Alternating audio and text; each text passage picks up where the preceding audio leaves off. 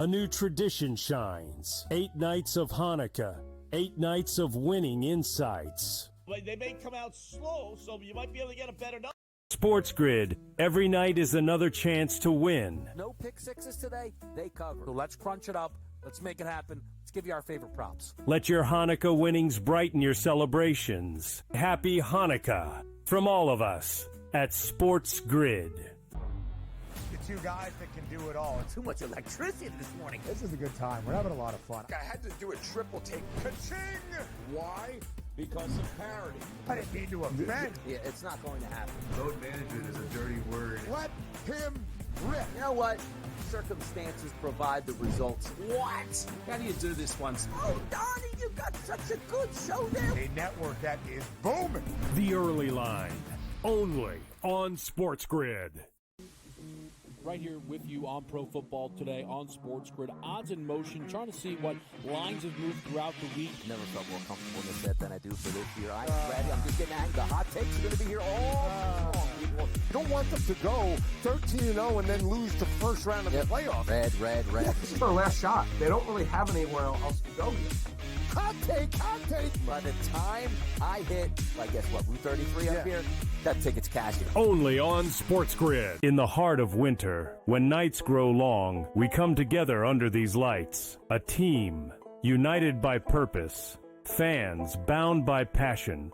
Each holding a small flicker of hope in their hands. At SportsGrid, we believe that even the darkest nights can't dim the unity we share. One team, one stadium, one shining moment. This holiday season, we shine brighter together. Happy Hanukkah from all of us at Sports.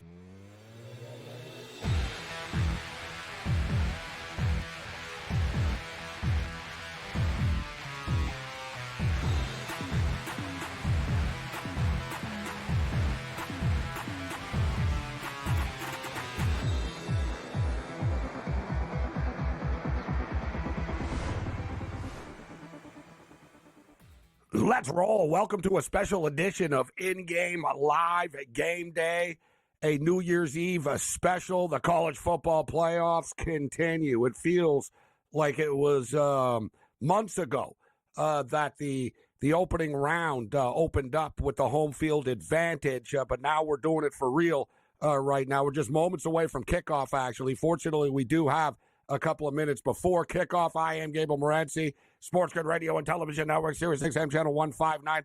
Forget about Dick Clark. Well, number one, Dick Clark's dead. Forget about Ryan Seacrest because he sucks. Forget about Anderson Cooper and all that other stuff that goes on in Times Square. This is your New Year's Eve party tonight. If I could take time out of my life to spend New Year's Eve with you, then the least you could do is watch the show. Let's roll. No, we're happy to be here. Actually, we like the holiday shows. This could turn into one of these classic nights. You know, it's New Year's Eve. We'll wrap up the year, but we've got a college football playoff game. We've got a big time hockey game going off right now as well. USA versus Canada in Ottawa, the World Junior Hockey Championships, and it's basically all the top prospects are going to be going to the National Hockey League, but national pride is at stake. It's, Canada and Russia used to be the biggest rivalry in hockey. Now it's the USA and Canada. And the USA are really, really good. They're stacked with a bunch of NCAA players and top NHL draft picks. And you got Canada that are the typical, Ontario Hockey League, Quebec Hockey League crew. Should be a great game. And it's funny, tickets for the game in Ottawa tonight, a World Junior Hockey game. It's not even an elimination game. It's a preliminary round game. They're more expensive than any one of these college football playoff games are. It's like $350, $400 to get in the building tonight for this hockey game. You can get into this football game for $100, although there are more seats available. All right, so as far as this football game is concerned, let's do this thing. We're taking the Boise State Broncos. The number's been bouncing around 11 and 12 for the last hour or so. It's actually at 11.5 right now, right in the middle. I think Boise State legitimately can win this football game outright. We pulled the trigger on Boise State plus the points. We pulled the trigger on Boise State plus 390 on the money line, which I think is more than a fair payback. Just because James Franklin beat SMU in the cold in Happy Valley Doesn't mean that, Penn State are suddenly big game slayers here, right? Boise State, if you look back, let's just look back like at the last 10 years. Let's look back at the last 15 years. Who's won more big football games? Boise State or Penn State? I'll say Boise State have. All right, like throw out like the brand name and stuff. It's like, all right, yeah, you're Penn State. You're also not in the freezing cold against a bunch of kids from Texas that shouldn't even have been in the playoffs in the first place. Like if you thought SMU had a chance against Penn State in that football game, I want to be your bookie. So this is a completely different scenario. And to talk about, Boise State, they play in the Mountain West. I've heard people like trying to take away what Ashton Genty has done. And, the same, you're talking about the same Mountain West team that went into Eugene, Oregon and nearly beat the Ducks. Oh, Ashton Genty's not going to be able to run on Penn State. He hung 192 on the Ducks. He had 3 touchdowns. All right, this kid is basically like 129 yards away. What is he officially? He's 131. 131 yards away from breaking Barry Sanders' all-time college record. And people are talking about, like, you're getting double digits. Now, one thing I will say, this is interesting. An interesting little trend in the history. The college football playoffs, hard to believe, it's been 11 years. Whatever, they changed the format a lot, but in this modern new era, it's hard to believe it's been 11 years. But in the history, 9 teams have been favored by double digits in the college football playoffs before, and they've all won the football game. No double-digit favorite's ever been upset in the college football playoffs before. I think it legitimately can happen tonight. Penn State are good. They're Franklin has a bunch of NFL talent on his football team all the time. Hell, Saquon Barkley, Micah Parsons. Like, I can go on. Like, Penn State have really, really good players. Mostly they're usually from New Jersey or the New York area.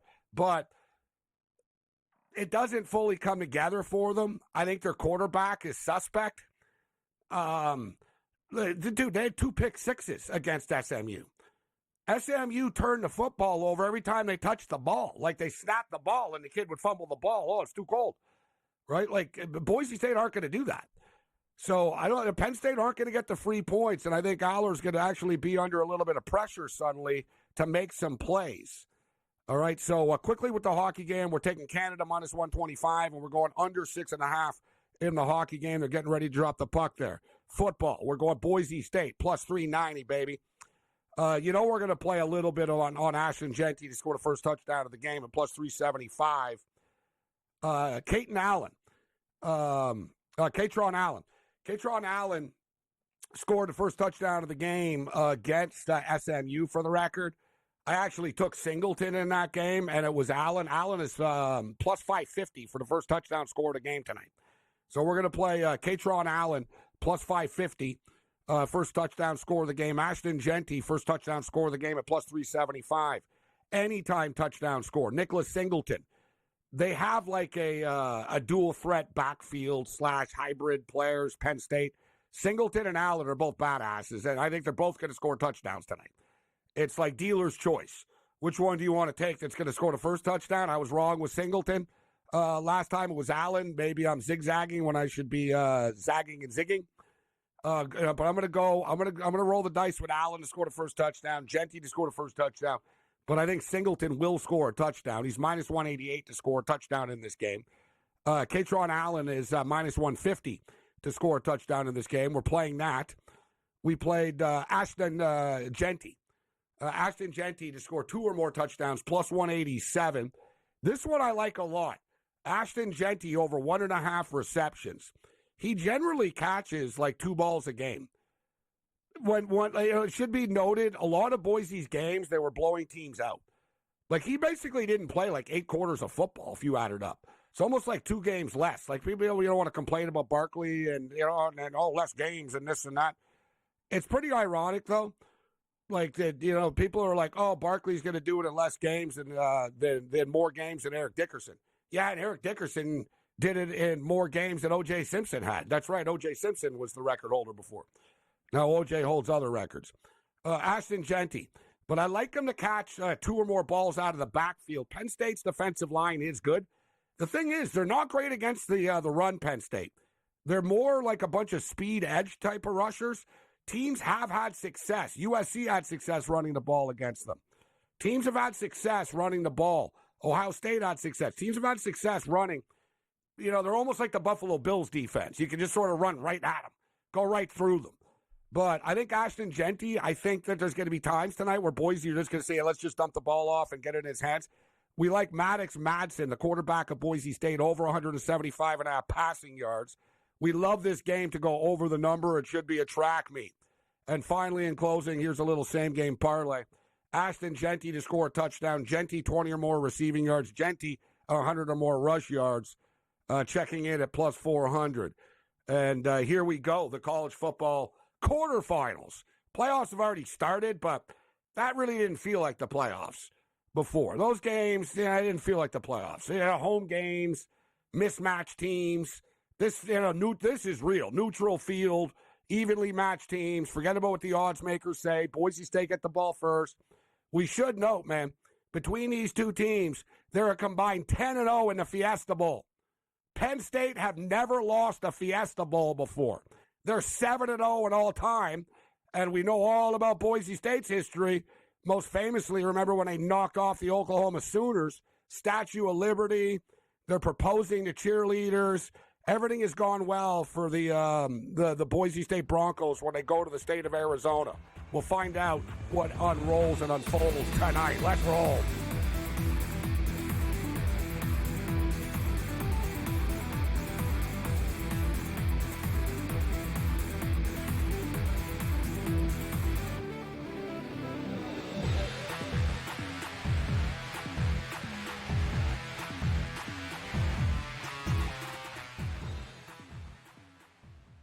As the candles flicker, a new tradition shines. 8 nights of Hanukkah, 8 nights of winning insights. Like, they may come out slow, so you might be able to get a better number. Wow, they're favored. With SportsGrid, every night is another chance to win. No pick sixes today, they cover. So let's crunch it up. Let's make it happen. Let's give you our favorite props. Let your Hanukkah winnings brighten your celebrations. Happy Hanukkah from all of us at SportsGrid.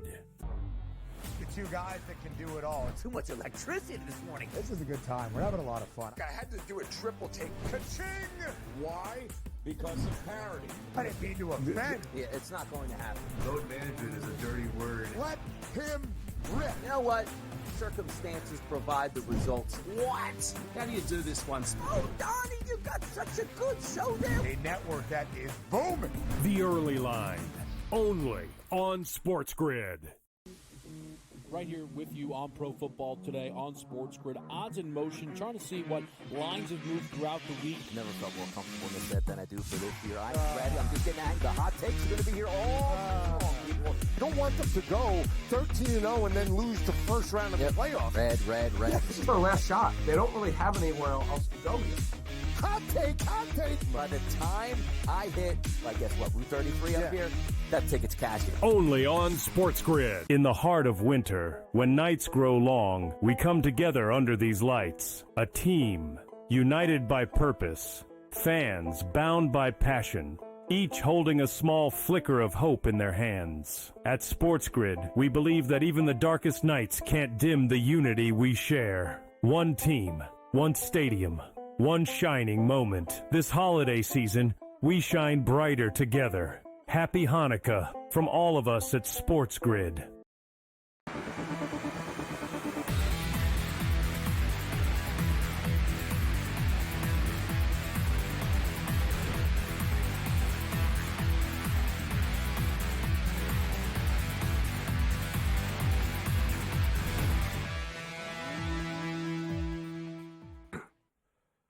Let's do this thing. In-game live continues. Game day edition. New Year's Eve special. Forget about Ryan Seacrest. Forget about Anderson Cooper and all that other stuff. This is the place to be right now on the grid. Should be a fun football game. Boise State have actually picked up a couple of chunk plays through the air. They've run Genty a couple of times. They've done a nice job. But one thing with Genty is it's very Barry Sanders-like in the sense that they set you up. Like, he's a great back. Marshall Falk used to actually be on SportsGrid, and it was a real pleasure to do games with him and talk football with him. And we were watching LaShawn McCoy play on the Buffalo Bills. It was like the first quarter. And Marshall looked over at me, and he goes, man, I love LaShawn. He's a great running back. But he goes, he's already used all of his moves in the first quarter. And he goes, you got to set him up sometimes. And he goes, I used to, get tackled before I could have sometimes to set them up for a bigger play after. He goes, if you do something 4 or 5 times in a row, right, and they always think you're going to cut one way, and then suddenly you do, that's when you bust out the move. Genty's very systematic like that. They'll run it in the middle, and eventually they just sort of know, he's going to pop one for 40 or 50. He's going to come through the hole one of these times. And I love the fact that he stands there like Michael Myers, too, which is awesome. So the drive slows down, and Boise State wastes the opportunity with a complete shank of a field goal. And I don't know why players go and congratulate the kickers after they miss the kick. I understand support, but they're all going up to him like he made the kick. Bro, seriously, drunk kids on College Game Day. That's a better, that's the worst kick that's been on ESPN all year. And we've seen a lot of bad kicks on College Game Day. Let's bring in Guns picks right now. Guns, I'm not trying to say that you're not a good athlete, but you could have done better than that. That was a terrible way to start the game for Boise State. You waste the drive. Yeah. What a terrible kick.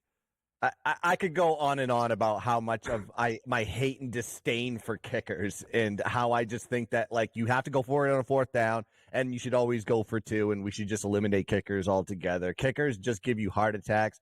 They find them on the street. I remember Notre Dame found their kicker, I think in the 80s, kicking booting kicks in the parking lot. That's how easy it is. Anybody can be a kicker as long as you have a strong leg and you have some accuracy and can take out the noise. But yeah, kickers just annoy me to all levels. No, listen, it's not easy. They're under a lot of pressure. But to me, kickers are like closers in baseball, right? Yeah. It's a tough job, but I wouldn't pay them a ton of money. A good example is, I know you have Justin Tucker's lasted a while. There's a couple of dudes that have been in the league a while. But a good example is Jake Moody, my boy from Michigan. Great kicker at Michigan. The Niners take him in the 3rd round. He's mid. I'm being nice, in the NFL, right? It's hey, he might make it, he might miss. I don't know. He'll probably miss, right? It's one of those deals. And it's you drafted him. Remember the guy from Florida State many years ago? What was it? Aru, or what was his name? He was the first guy that was taken out of the Tampa Bay Buccaneers drafted him. The Florida State kicker was really good. Even Janikowski was overrated. People just like Janikowski because he partied and he did Molly and stuff. Yeah. You know what I mean? People Janikowski he's a cool kicked dude. Better when he was drunk. If he was hungover from the next day, he would knock. He always looked drunk. He always looked hungover and out of shape. He'd go up there. He'd always try to long kicks. You were worried. No, but it's true. A great example is, you're right. I'm not saying off the street, but look who's one of the best kickers in the NFL right now. Brandon Aubrey. Of the Dallas Cowboys. Dude, that guy was in the XFL and the UFL. Yeah. No, he wasn't even playing football. He was working at a computer factory or something in Texas. Bates on the Detroit Lions. Exact same thing. Yeah, this guy XFL. was on the Michigan Panthers last year. Yeah. Literally making kicks in front of nobody, and the Lions were damn, this guy's good.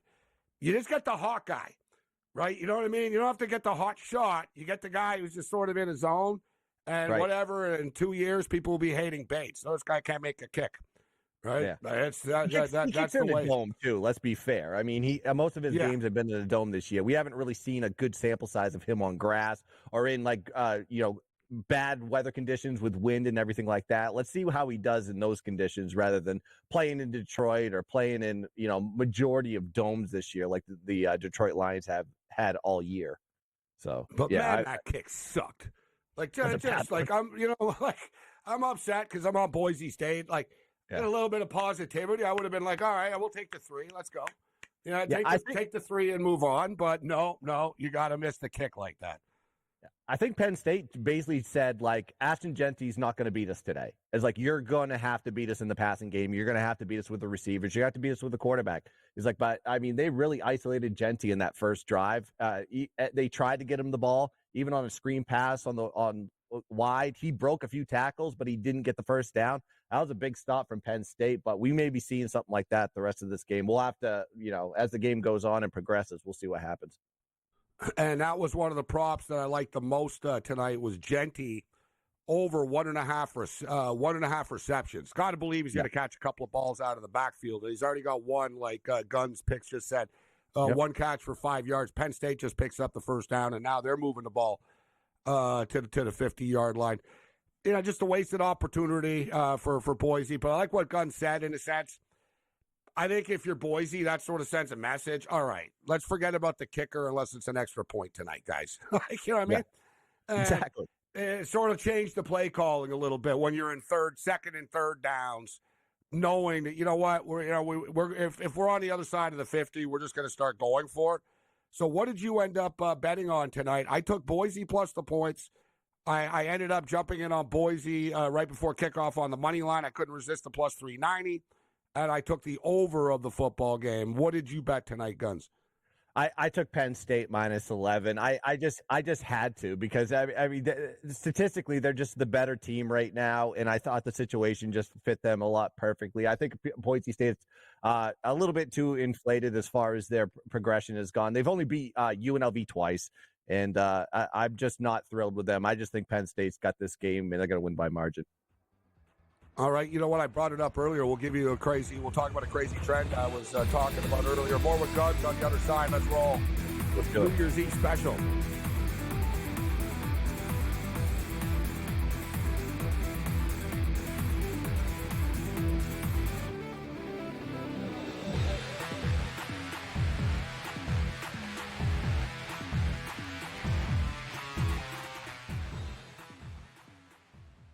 As the candles flicker, a new tradition shines. 8 nights of Hanukkah, 8 nights of winning insights.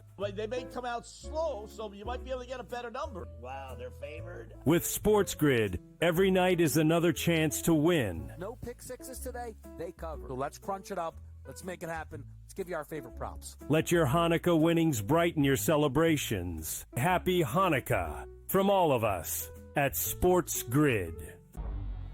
Two guys that can do it all. It's Too much electricity this morning. This is a good time. We're having a lot of fun. I had to do a triple take. Ka-ching!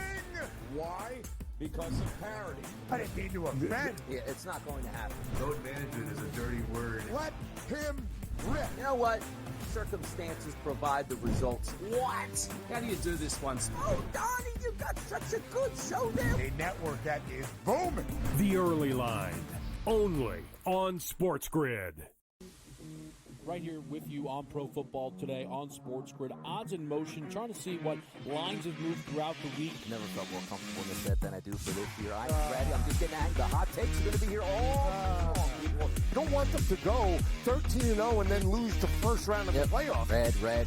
This is their last shot. They don't really have anywhere else to go yet. Hot take. By the time I hit, guess what, Route 33 up here, that ticket's cashing. Only on SportsGrid. In the heart of winter, when nights grow long, we come together under these lights. A team, united by purpose. Fans bound by passion.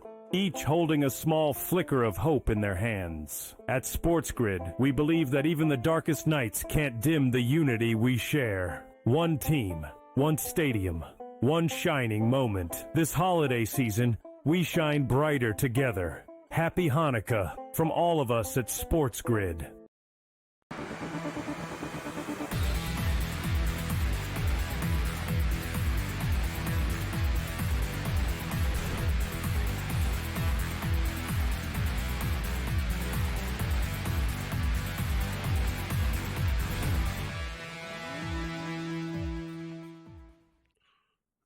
Well, you guys know the drill. When we go to a commercial break, there's going to be a touchdown. There always is. What are you going to do? We were hoping it was going to be the running backs if it was going to be anybody, but it was the almost unstoppable Ty Warren. Touchdown, Nittany Lions. Whoa, Nelly! The Penn State Nittany Lions march down the field. pretty easily, too. If you're Boise State's defensive coordinator right now, you've got some adjusting and figuring out to do, Guns. Because there was just one chunk play after another on the ground. The long rush actually was 23, but Katron Allen, 3 carries, 42 yards. Singleton, 3 for 13. So how about this, bro? They're averaging 9 yards a carry. 6 carries, 55 yards on the ground on that drive for Penn State. Big concern for Boise right there. Yeah, big time. I mean, the one thing I thought that Boise could do in this game was kind of hold off the run game from Penn State and give it to Drew Aller to kind of create on his own in the passing game, because they do have a weak pass defense. They're 113th in the country in pass yards per game given up to opponents. But that drive right there told you everything. They're going to run the ball, and if they get gash yards like that and get into the play action with Drew Aller, it could be a long day for Boise. So I brought this up earlier, Guns. In the 11-year history of the college football playoffs, all 9 teams favored by double digits have won the game outright. So here's Penn State off to a good start as far as they're concerned. Right now, we'll see if Boise can counter. Updated point spread, guys, it's a balloon quickly. And you can argue one or two ways here. You could say, well, look at Penn State's gashing them and Boise State are in trouble. Or you could say, whoa, settle down. Boise State have only touched the football once, and you're getting 17.5 now with Boise. I thought it was a little high. They just moved it to 16.5. But, man, that's a lot of points. In-game total sitting at 54.5. And the first game up tomorrow in the Peach Bowl in Atlanta, Texas and Arizona State, another double-digit spread. Although the point spread's come down on this one, Guns. It was 13.5, 14, like when it was posted, 14.5 even. It went all the way down to 12. I'm seeing a 12.5 where I'm looking right now. So maybe there's going to be a late buyback back in on Texas here. Now, I like Boise tonight to play a competitive game and be in this football game. But I am laying the points with the Texas Longhorns tomorrow. And I guess, I might be another victim on the road to hell, the Sun Devil hell, in doubting these guys.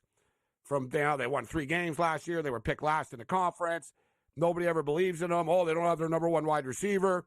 They still lit up Iowa State after. Scadaboo's talking about how he's the best player in the country, and people are going to find out. I love his cockiness. But we saw that was a good Texas team against Clemson. Sark, Ewers, most of these players on the Texas Longhorns were in the playoffs last year. They know how to meet this moment, in my opinion. I think they're going to roll Arizona State. Yeah, this could be either like just absolute dominance here from Texas, or we could get a backdoor cover from Arizona State. I don't think Texas is going to lose this game, but seeing Scadaboo say what he has said is like, nobody can stop me. He's going against a top 10 rush defense with Texas. This is a step up in class, is what you better own it now, kid. You're stirring the pot. Yeah. Don't think the Longhorns aren't like watching that and saying, "Oh yeah, really? Oh, okay, let's see." Yeah, that's it. It's a bullet. What do they call that? Bulletin board material. Yeah. But I like the total on this one. I like the under 51.5 on this one. Second in opposing scoring, Texas is this year. Arizona State is 21st in opposing scoring. 2-0 to the under at neutral sites. Texas has already played 2 neutral site games this year. They're also 3-1 to the under away from their home stadium, and 8-1 to the under when the total is 50 points or more for Texas. And on the other side with Arizona State, 4-0 to the under as a dog of 4 points or more. I just think this could be a one-sided affair with Texas.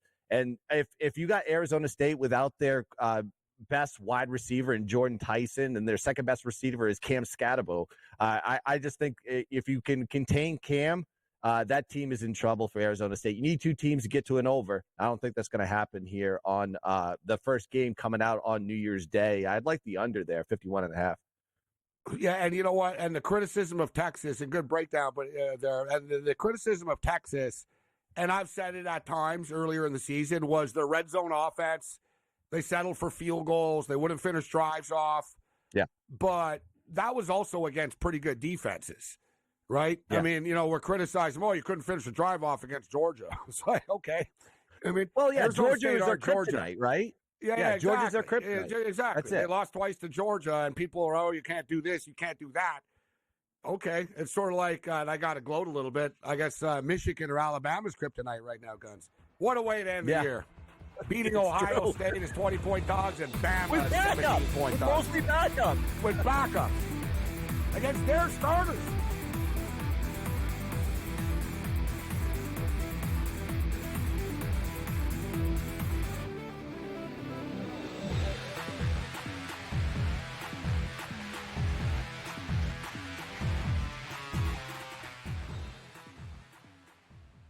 As the candles flicker, a new tradition shines. 8 nights of Hanukkah, 8 nights of winning insights. Like, they may come out slow, so you might be able to get a better number. Wow, they're favored. With SportsGrid, every night is another chance to win. No pick sixes today, they cover. So let's crunch it up. Let's make it happen. Let's give you our favorite props. Let your Hanukkah winnings brighten your celebrations. Happy Hanukkah from all of us at SportsGrid. The two guys that can do it all. Too much electricity this morning. This is a good time. We're having a lot of fun. I had to do a triple take. Ka-ching! Why? Because of parity. I didn't mean to offend. Yeah, it's not going to happen. Load management is a dirty word. Let him rip. You know what? Circumstances provide the results. What? How do you do this once? Oh, Donnie, you got such a good show there. A network that is booming. The Early Line, only on SportsGrid. Right here with you on Pro Football Today on SportsGrid. Odds in motion, trying to see what lines have moved throughout the week. Never felt more comfortable in this set than I do for this year. I'm ready. I'm just getting angry. The hot takes are going to be here all long, people. You don't want them to go 13-0 and then lose the first round of the playoffs. Red. This is their last shot. They don't really have anywhere else to go here. Hot take. By the time I hit, I guess what, Route 33 up here, that ticket's cashing. Only on SportsGrid. In the heart of winter, when nights grow long, we come together under these lights. A team, united by purpose. Fans, bound by passion. Each holding a small flicker of hope in their hands. At SportsGrid, we believe that even the darkest nights can't dim the unity we share. One team, one stadium, one shining moment. This holiday season, we shine brighter together. Happy Hanukkah from all of us at SportsGrid.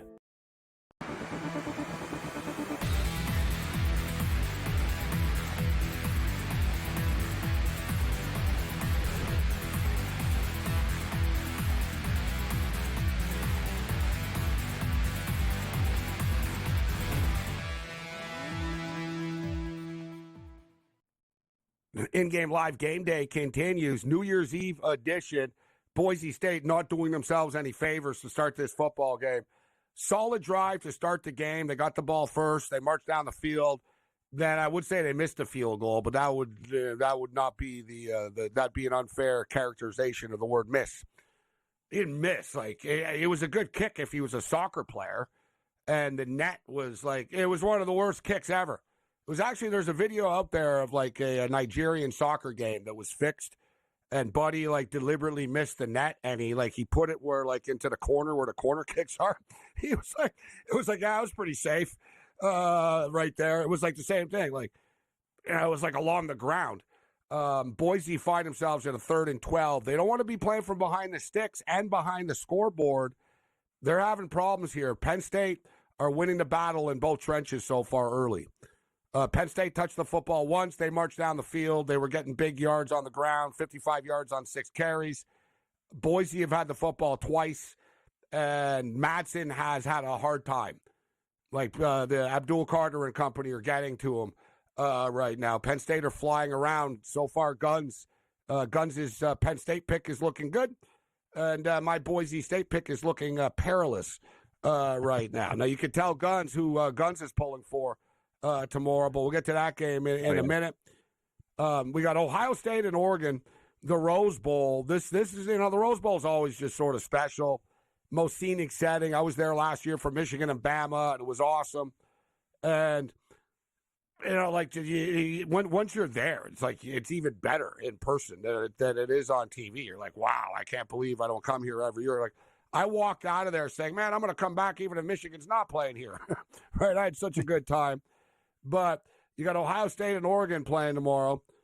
The Buckeyes, it's funny. People wanted to bury Ryan Day and the team. Even Urban Meyer, before the playoffs started, he picked the Ducks to win the championship. And he's like, well, after seeing how well they played against Tennessee, I think now they're going to win the championship. It's like, yeah, I don't know. Tennessee weren't a great football team. They also were playing in frigid, cold conditions. It was like the Dolphins or something playing in cold. You know, you got a quarterback, you know what I mean, a Hawaiian kid in freezing weather. It's the first time he's ever been in weather like that. So it's not shocking the way that it played out. Are you buying in that the Buckeyes are all the way back and better than the Ducks are right now? Statistically, yes. I think if you look at all the teams that are on the board in the playoff right now, I think Ohio State is ranked number one. They're number one in opposing scoring, opposing yards per game, opposing yards per play, and opposing red zone scoring. It's their defense that has really been carrying this team. Oregon can score on anybody. I do like the over in that game, over 55.5. I think the last time these two teams met, it was 50. The total was 54.5 in Oregon, and that went over at 63 points total in that game. Oregon scored 35 or more in 6 out of the last 7 games, and they can score on good defenses. They put 45 on Penn State. Penn State's ranked 3rd in Massey Power rankings as far as their defense goes, and they put 32 on Ohio State already. So I think they're going to score points, but Ohio State can score points too. I think they put 31 on Oregon last time they played, 5-1 to the over when the total is 50 or more for Ohio State, and the over is 3-1 in OSU games when they're favored by 11 points or less. And if you want to go even a little bit further, Oregon is 6-1 to the over when the spread is when they're favored by 20 points or less, or a dog. So I carried a little bit further there with the stats, and Ohio State's been in this situation before. They played UGA, and guess what happened? They put up 83 points in that game. It's going to be high scoring. It's going to be a nail biter, and it's the granddaddy of them all. Give me the over in that game, 55.5. Yeah, this is the Keith Jackson special. It really is. It's awesome. You know what I like tomorrow, though? It's sort of like the old days a bit. I mean, January 1st and the older days, like in the 80s, it was basically all 4 games in what, basically you had the Fiesta Bowl in the afternoon, earlier in the day, the Rose Bowl, and then at nighttime, the Orange Bowl and the Sugar Bowl would be at the same time going head to head. But at least, it's sort of that old tradition here. The Sugar Bowl at nighttime. Notre Dame and Georgia, of course, have the history in the Sugar Bowl. Speaking of the 80s. Yeah, Ohio State and Oregon's are really, this is as good as it gets. That game earlier this year was a classic. I don't think it's being brought up enough, though, Guns, that the Ducks beat Ohio State. Off the top of my head, I'll say it was like 3 years ago only. Wasn't that long ago. It was might have been right before Lanning got there. Might have been the last year. Yeah, it was at the shoe, right? Remember, was that the shoe? Yeah, it was early in the season. Yeah. It was like the second, the kid, I think it was Devin Brown was the quarterback of the Ducks. It was like the second or third game of the season. And, Ohio State opened up like 10-point favorites, 11. I think it ended up coming down to about 7.5, 8. And the Ducks won the game outright. And then they beat them again this year. So I'm just stating, it's not like it was a fluke that they beat them earlier this year. But with all, Guns, I find interesting, all the pressure and all the criticism all the time about Ryan Day not winning the big game, it comes at you fast. Like James Franklin gets it, and Dan Lanning will get it as well if they don't win. Yeah. If you look at, he hasn't been there long, but if you look at Dan Lanning, last year they lost both games to the Washington Huskies. That's why they weren't in the playoffs. They couldn't beat the Washington Huskies. They lost twice to them. They lost in Seattle, and then everyone said, they're going to beat them for sure in Vegas, and then they lost the game in Vegas. They lost to the Georgia Bulldogs. There's been a couple of losses in big games. Lanning was heavily criticized. He's got a lot of Dan Campbell in him. Last year, if you guys recall, in the Husky game, especially in Seattle, he did a lot of wild things, like late in the football game that came back to get him. He's a risk taker, but he's also a hell of a coach, bro. Like I said, this is going to be a classic. I respect Ohio State. I know they're really good, but I think that Lanning is going to get the better of Day tomorrow. And another little storyline here, too, Guns. Chip Kelly, former Duck, is the offensive coordinator of the Ohio State Buckeyes. That's true. That is true. Yeah, I mean, we got another touchdown. Oh my! goodness. This is crazy. This is like if Penn they're State. doing that. If Drew Aller's just going to throw a 55-yard bomb on them, then we got a problem. Amari Evans with the touchdown. Amari Evans for the touchdown score props. Number 5, Evans. Touchdown Lions. 13-0. Extra point pending. They're doing whatever they want against Boise State right now. If you can run the ball, it opens up the pass, and they have a great passing offense. Drew Aller's playing out of his mind right now. I mean, this team is absolutely dangerous. And if Notre Dame gets through next week, tomorrow versus Georgia. I don't know is that a catch? I thought his feet were in. It was. They're going to give it to him, but the ball hit the ground after. And they're going to give it to him. Like, I thought it kind of hit the ball. Like, if that was the NFL, I guarantee you we're spending like 10 minutes right now arguing about it.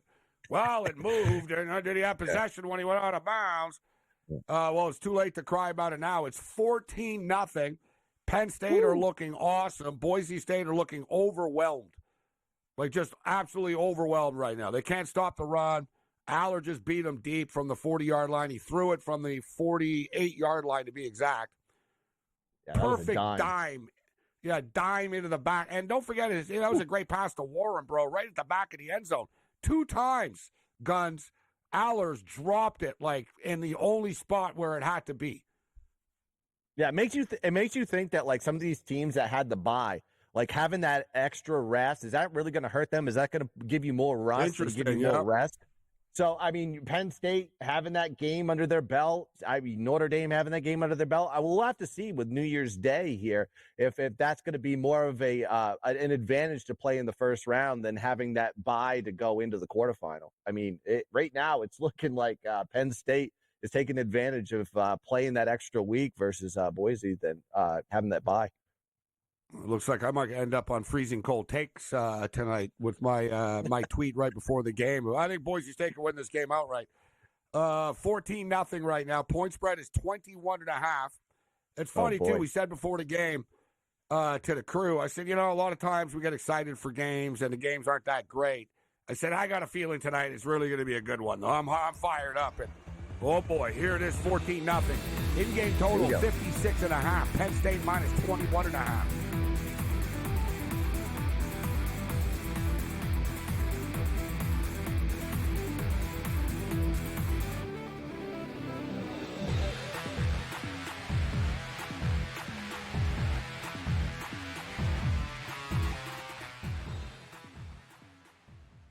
As the candles flicker, a new tradition shines. 8 nights of Hanukkah, 8 nights of winning insights. They may come out slow, so you might be able to get a better number. Wow, they're favored. With SportsGrid, every night is another chance to win. No pick sixes today, they cover. So let's crunch it up. Let's make it happen. Let's give you our favorite props. Let your Hanukkah winnings brighten your celebrations. Happy Hanukkah from all of us at SportsGrid. Two guys that can do it all. Too much electricity this morning. This is a good time. We're having a lot of fun. I had to do a triple take. Ka-ching! Why? Because of parity. I didn't mean to offend. Yeah, it's not going to happen. Load management is a dirty word. Let him rip. You know what? Circumstances provide the results. What? How do you do this one? Oh, Donnie, you got such a good show there. A network that is booming. The early line, only on SportsGrid. Right here with you on Pro Football Today on SportsGrid. Odds in motion, trying to see what lines have moved throughout the week. Never felt more comfortable in this bet than I do for this year. I'm ready. I'm just getting angry. The hot takes are going to be here all long. You don't want them to go 13-0 and then lose the first round of the playoffs. Red. This is their last shot. They don't really have anywhere else to go yet. Hot take. By the time I hit, I guess what, Route 33 up here, that ticket's cashing. Only on SportsGrid. In the heart of winter, when nights grow long, we come together under these lights. A team, united by purpose. Fans, bound by passion. Each holding a small flicker of hope in their hands. At SportsGrid, we believe that even the darkest nights can't dim the unity we share. One team, one stadium, one shining moment. This holiday season, we shine brighter together. Happy Hanukkah from all of us at SportsGrid.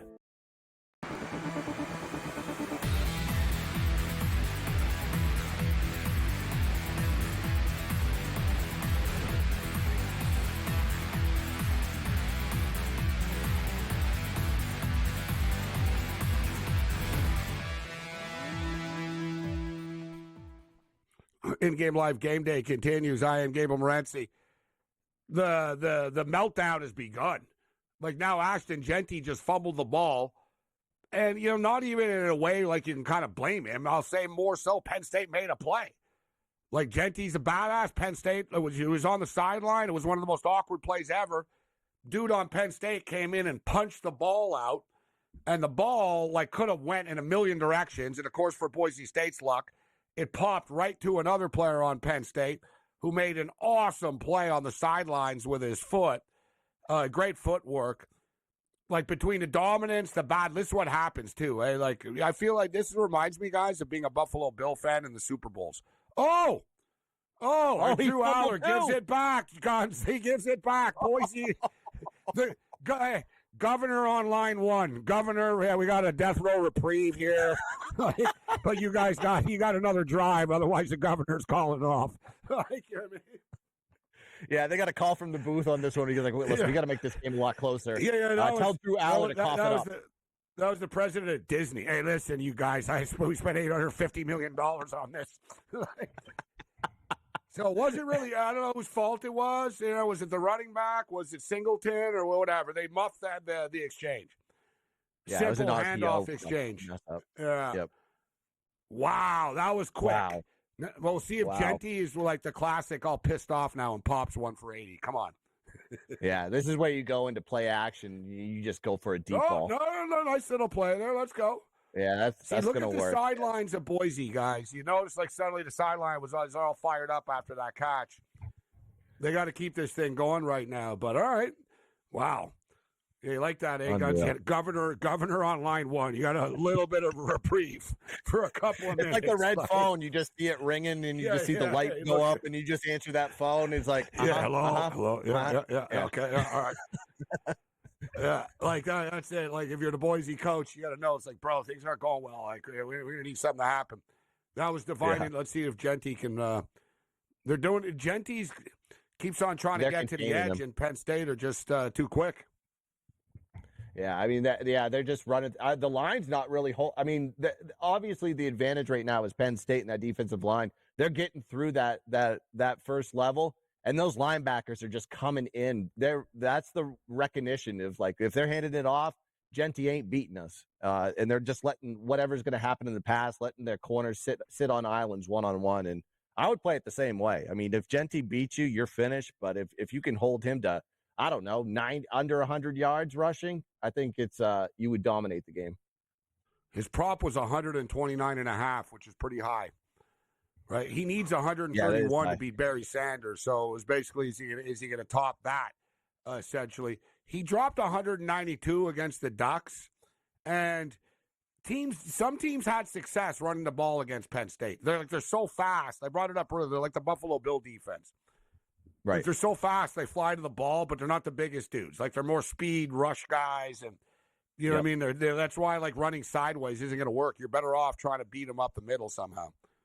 Yep. Yeah, you have to get past that first level. And the way to do that is you got to run straight ahead. You can't go side to side with this Penn State team. They're too fast. But yeah, you could beat them in the strength game. Like you said, Gabe, that's the way to do it. But yeah, what an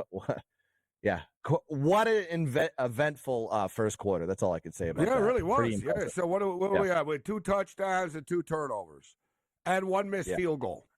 2 touchdowns, 2 turnovers, and 1 missed field goal. 5 eventful things, and we're just getting started here right now. So, guys, before I almost get flashbacks. I vividly remember standing outside the Rose Bowl, partying and tailgating and stuff, and almost like I was going to court after the party. Like, you know what I mean? I looked up and I was like, man, kickoff's in about 30 minutes. I was right outside. I was like, all right, party's over. I got to go in here and face Alabama and see what happens now. Like I wasn't like, oh, we got this. Yeah, man. I was like, I don't know, man. We've been lit up in the playoffs the last couple of times. We always get killed by SEC teams. We're playing Bama. This is like, let's hope for the best. So I sort of went in there. Do you feel the same way right now? You're like, yeah, man, I'm just sort of hoping for the best tomorrow night? Or how confident do you feel? What's your feeling right now before this game? I'd be happy with a close game and a loss. I just don't want to get embarrassed because then everybody's going to go, see, Notre Dame never belongs in these spots. We've seen it before with them.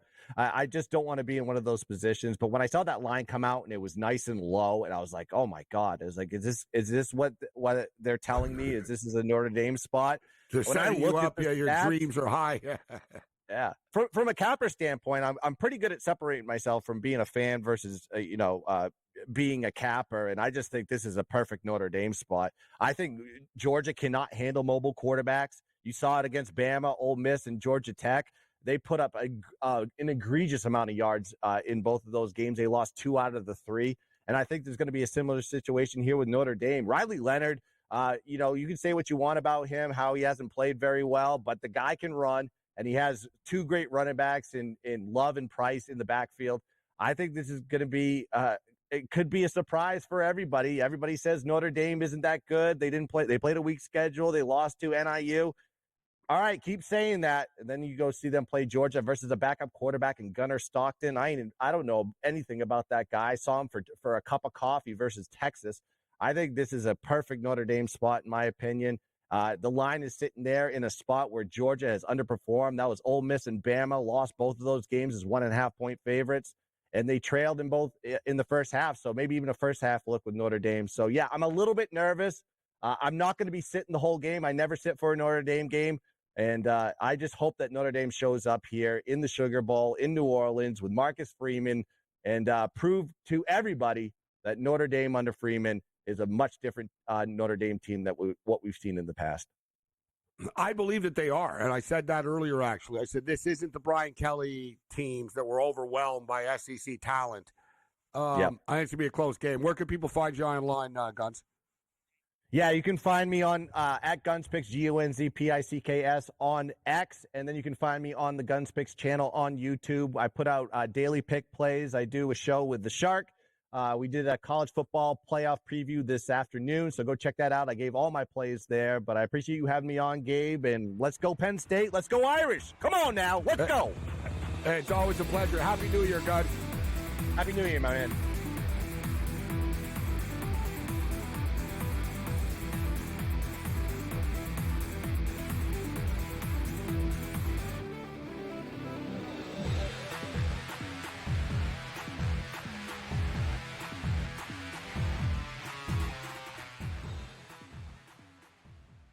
As the candles flicker, a new tradition shines. 8 nights of Hanukkah, 8 nights of winning insights. Like, they may come out slow, so you might be able to get a better number. Wow, they're favored. With SportsGrid, every night is another chance to win. No pick sixes today, they cover. So let's crunch it up. Let's make it happen. Let's give you our favorite props. Let your Hanukkah winnings brighten your celebrations. Happy Hanukkah from all of us at SportsGrid. Two guys that can do it all. Too much electricity this morning. This is a good time. We're having a lot of fun. I had to do a triple take. Ka-ching! Why? Because of parity. I didn't mean to offend. Yeah, it's not going to happen. Load management is a dirty word. Let him rip. You know what? Circumstances provide the results. What? How do you do this once? Oh, Donnie, you got such a good show there. A network that is booming. The Early Line, only on SportsGrid. Right here with you on Pro Football Today on SportsGrid. Odds in motion, trying to see what lines have moved throughout the week. Never felt more comfortable in this set than I do for this year. I'm ready. I'm just getting angry. The hot takes are going to be here all people. You don't want them to go 13-0 and then lose the first round of the playoffs. Red. This is their last shot. They don't really have anywhere else to go yet. Hot take. By the time I hit, guess what, Route 33 up here, that ticket's cashed. Only on SportsGrid. In the heart of winter, when nights grow long, we come together under these lights. A team, united by purpose. Fans bound by passion. Each holding a small flicker of hope in their hands. At SportsGrid, we believe that even the darkest nights can't dim the unity we share. One team, one stadium, one shining moment. This holiday season, we shine brighter together. Happy Hanukkah from all of us at SportsGrid.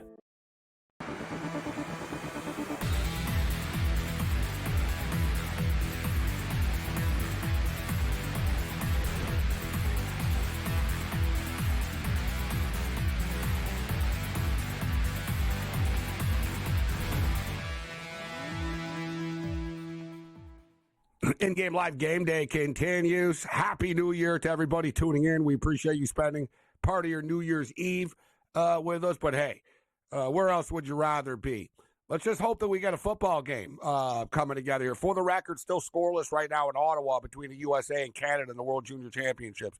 Just a preliminary round game. It's not the end of the world, this game, but it's always big when these teams play. They don't like each other. And you got the top talent in the world the Boise State got a little bit of a punt return. Good job, kid. Keep going. The little engine that could. Boise State just popped a nice little punt return. They needed this. They were lucky. Genty, they've had bad luck. It's one of these deals where if you're Boise, I'm staying positive for Boise, but if you're Boise State, to be like, all right, guys, listen. Like if I was the coach on the sidelines, I'd be walking the sidelines being positive, saying, guys, that was basically, I'd laugh it off. I'd say like, holy F, guys, you believe that? Like, you know what I mean?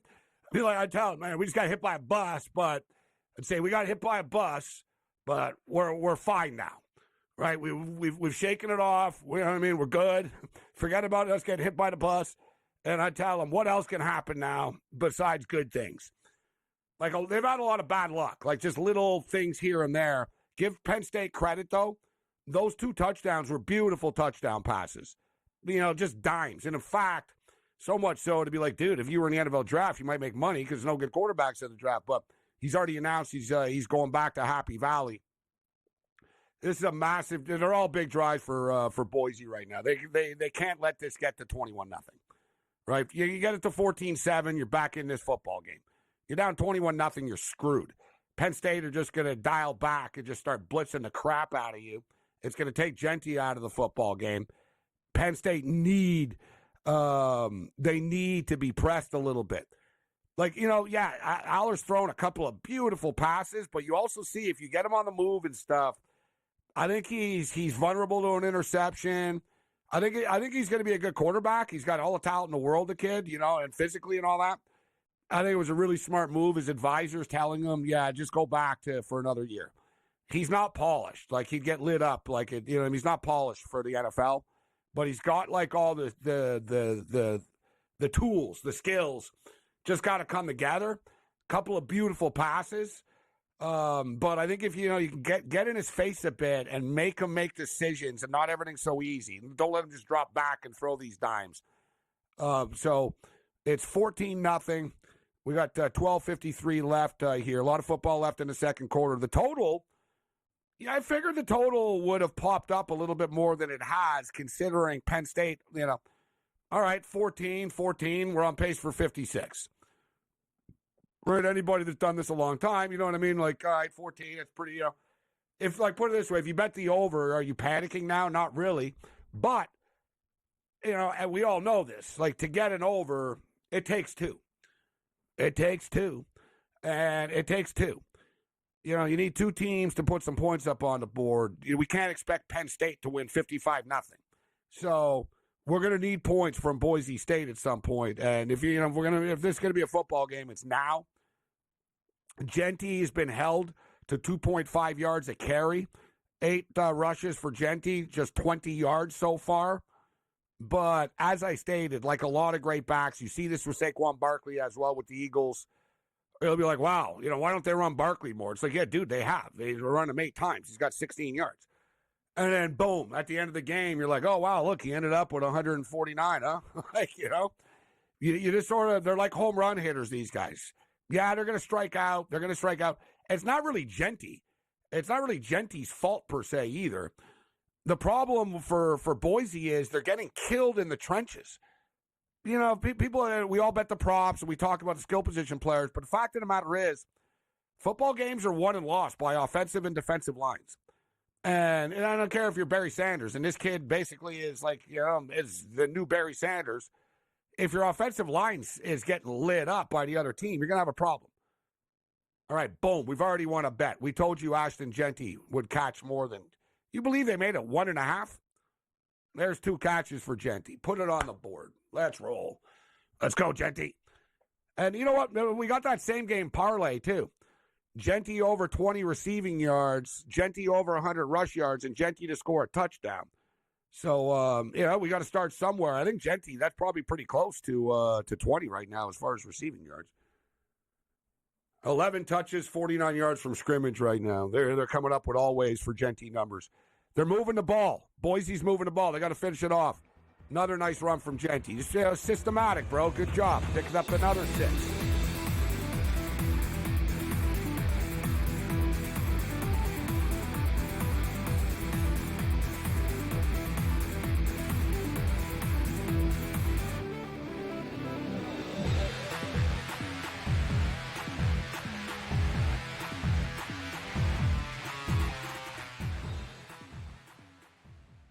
As the candles flicker, a new tradition shines. 8 nights of Hanukkah, 8 nights of winning insights. Like, they may come out slow, so you might be able to get a better number. Wow, they're favored. With SportsGrid, every night is another chance to win. No pick sixes today, they cover. So let's crunch it up. Let's make it happen. Let's give you our favorite props. Let your Hanukkah winnings brighten your celebrations. Happy Hanukkah from all of us at SportsGrid.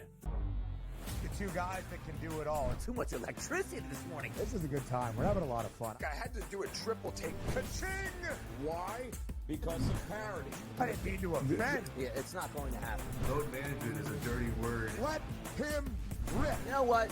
Circumstances provide the results. What? How do you do this once? Oh, Donnie, you got such a good show there. A network that is booming. The Early Line, only on SportsGrid. Right here with you on Pro Football Today on SportsGrid. Odds in motion, trying to see what lines have moved throughout the week. Never felt more comfortable in the set than I do for this year. I'm ready. I'm just getting angry. The hot takes are going to be here all long, people. You don't want them to go 13-0 and then lose the first round of the playoffs. Red. This is their last shot. They don't really have anywhere else to go yet. Hot take. By the time I hit, guess what, Route 33 up here, that ticket's cashing. Only on SportsGrid. In the heart of winter, when nights grow long, we come together under these lights. A team, united by purpose. Fans, bound by passion. Each holding a small flicker of hope in their hands. At SportsGrid, we believe that even the darkest nights can't dim the unity we share. One team, one stadium, one shining moment. This holiday season, we shine brighter together. Happy Hanukkah from all of us at SportsGrid.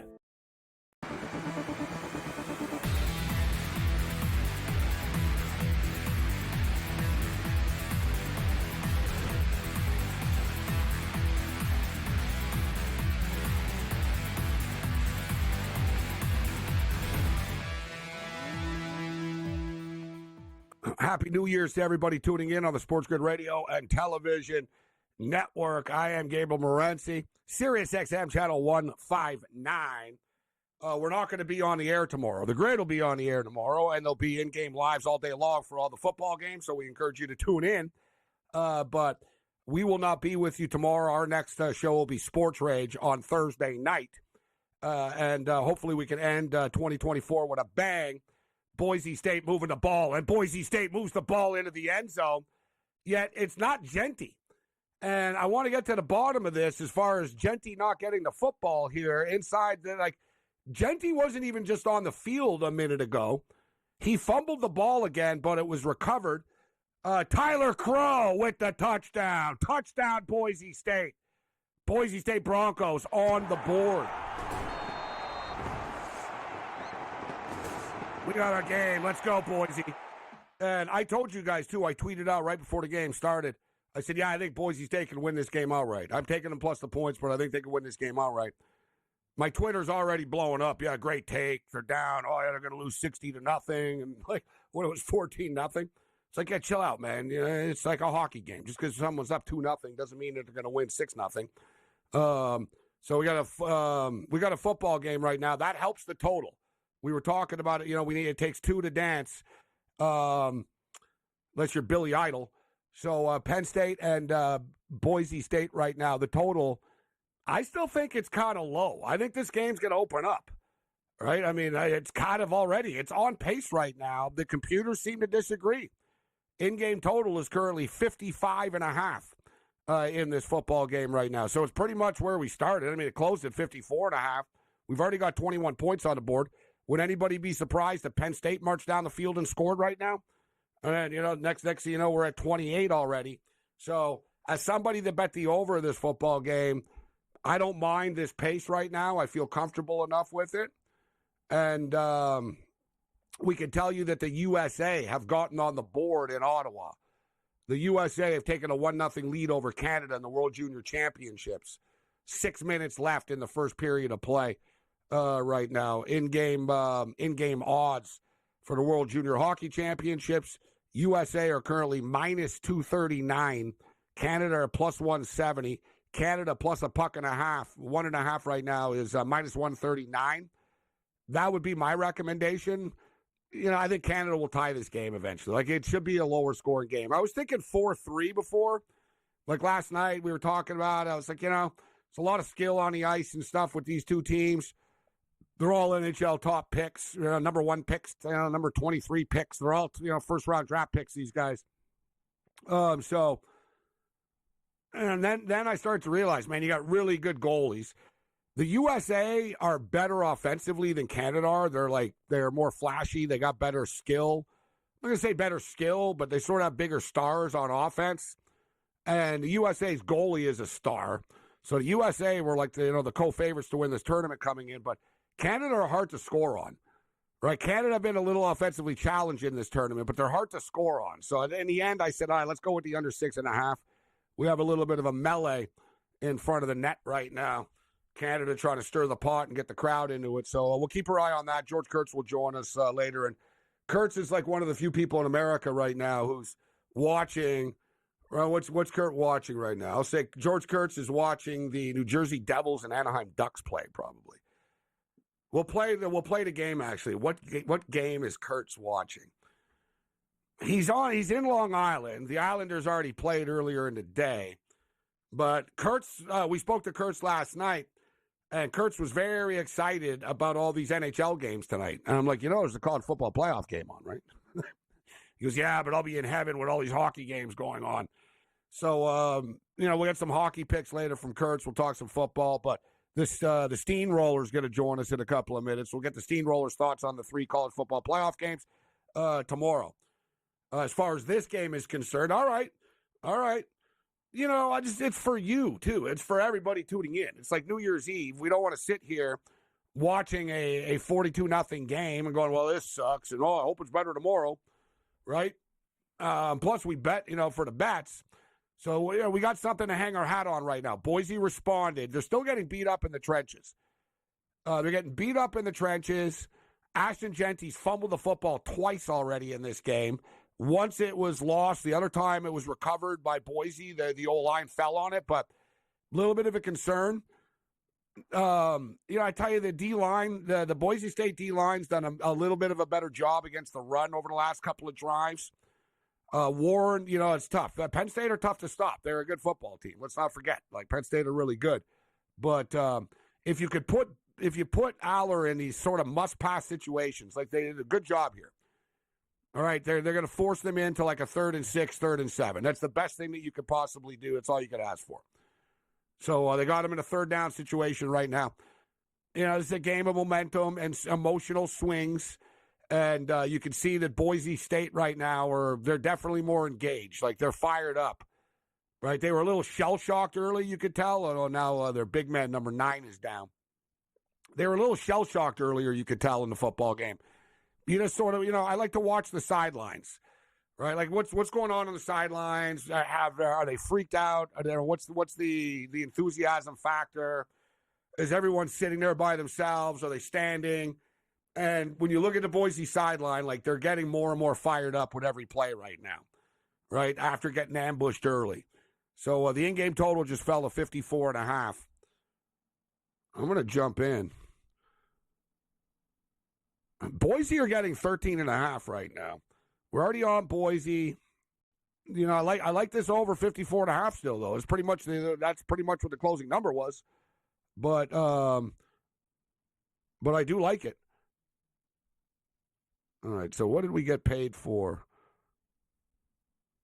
It's always nice when you look in your account and you're like, oh, look at this, we got something else. All right. All right, let's just go. I'm going to put my money where my mouth is. We keep on telling you we think this game's going to open up still. Let's jump in. 54.5 right now. We're going over to 54.5. Man, we like to really see Boise get back in this thing as far as the money line, but they kind of are. I mean, I'm getting 390. It's plus 425 right now. As far as Ashton Genty and for betting purposes. And we also took Madsen. We gave you Madsen over 175.5 passing yards. So the Boise State quarterback, Maddox Madsen, who, he doesn't look like, people underestimate this kid. He doesn't look like, he doesn't look like a star quarterback. Let's just call it out for what it is. He's a pudgy, sort of 5'10" kid. But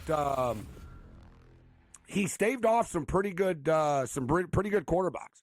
Look, Malachi Nelson was a 5-star recruit, right, man? Remember he went to USC and he transferred from USC thinking, I'll be the starting quarterback at Boise for sure. Madsen beat him out for the job. All right, so Madsen hasn't been asked to do a ton, but he's been efficient when he has had to. I don't have a problem with him throwing the football. You see he's accurate. He seems, he's comfortable in the pocket. He's even a little bit more athletic than people will give him credit for. But you don't want to put him in a position where he's going to have to win a football game for you. But we bet over, and we gave it to you, over 175.5 passing yards for Maddox Madsen. He's 7 of 9 for 92 yards. Not a bad start for the over 175.5. He's already at 92 right now. Ashton Genty, 11 carries, 35 yards. His prop was 129.5 tonight. Ashton Genty, 11 carries, 35 yards so far. Genty, we told you, too, we also gave you Ashton Genty over 1.5 receptions. He's already got 2 catches for 23 yards. We got that same game parlay. Genty to score a touchdown, Genty over 100 yards, and Genty over 20 yards receiving. So he's already got the 23. I think we can get to the 100. Like I say, he's at 35. They'll keep plugging away, but I don't know why he wasn't on the field there for a second after he fumbled the football. The Steamroller will step up and join us. In-game live, New Year's Eve edition continues. Let's roll.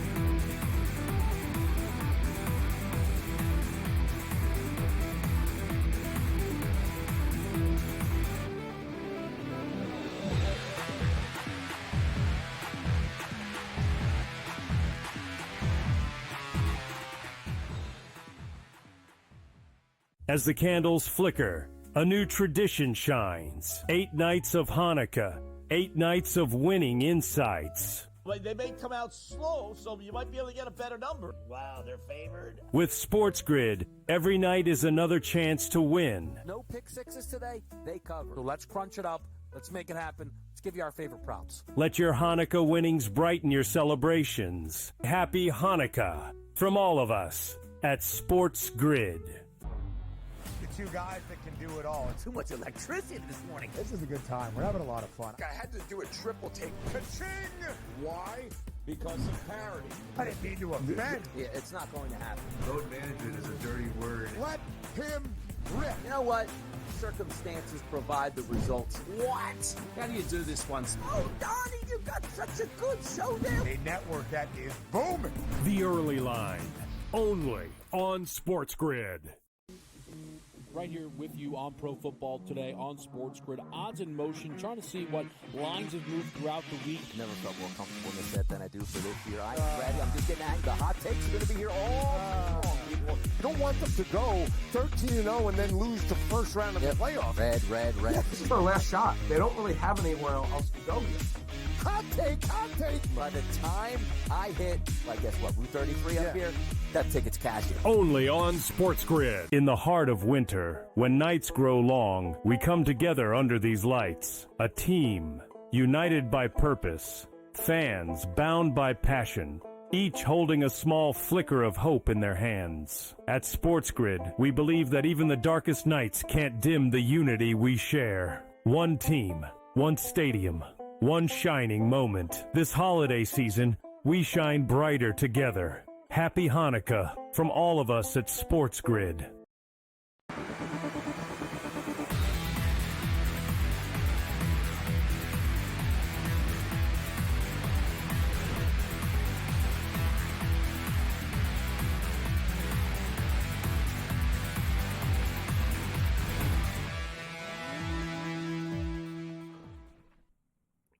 And down goes Aller. I am Gabriel Morency. In-game live. Happy New Year's. As we stated earlier, forget about Ryan Seacrest and all that other stuff. This is the place to be tonight, right here on the grid. Who has it better than us? Nobody. It's great to be a Michigan Wolverine, as they say. Big win for the Michigan Wolverines today. 17-point underdogs. It was 16.5, and it's 17 at one point.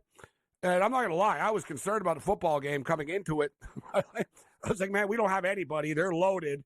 And, we beat them last year in a playoff game. So it's not the ideal situation. But like I said on the show last night, I was like, listen, I'm going to bet it and just, as a fan and hope for the best.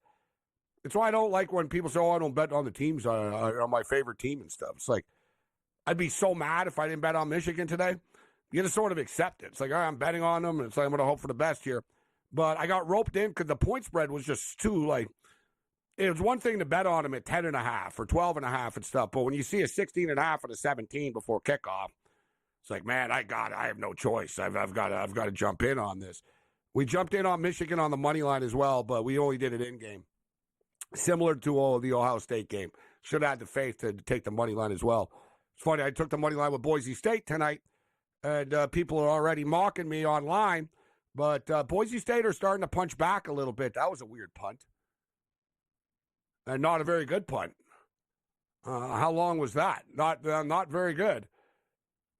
Penn State, I'm telling you what, I told you a couple of minutes ago that Boise State's defensive line is starting to collapse the pocket on Penn State suddenly right now. In the first quarter, there were massive chunks. There were big holes. Penn State's running backs weren't even getting touched. Now, they're blowing up the pocket. Like I talked about, if you force Aller sort of to drop back and survey things, that's when bad things can start to happen. And they would have got a quicker stop, but it was an inadvertent penalty, too. They just sort of, tripped up feet. So Boise with the football again right now. Key part of this football game right now, there's 5 minutes left in the first half. The clock kind of is ticking, so I understand why the total is what it is. I still feel like there's a lot of craziness to come, and I feel like the best is yet to still to come for Boise State here still. In a sense, I think things. I still think we're going to see something special from Genty and so if you're Boise, it's pretty positive. But Boise State got the ball to start the football game. Penn State are getting the ball to start the second half. This is massive. You got 5 minutes here, tie the football game up, and it'll really change the dynamic and the aura in the stadium. They're trying to run Genty. Genty's having a problem up the middle. Right, Genty's having a hard time really getting unleashed here. They threw the ball. I would have preferred. It's easy to say after the fact, but I would have preferred to run the ball on first down with Genty. And if you get stuffed and it's 2nd and 8, fine, we'll throw. But they threw on first down and it was incomplete. They put him in a 2nd and 10, and then they ran with Genty, but he didn't get anything. He got 2 yards. So, like I said, they're in a must-pass situation here right now, and Boise's defense has given the ball to the offense a couple of times, and Boise's offense hasn't taken advantage of it. They need 8 yards to pick up the first down on this play here, and that's not going to work. They're going to have to punt the football back. Frustrating. They just wasted, it wasn't a turnover, but you just wasted you wasted a really bad punt. You started the drive on your own 40-yard line, man. You're a couple of plays away from really getting things rolling. And they go 3 and out.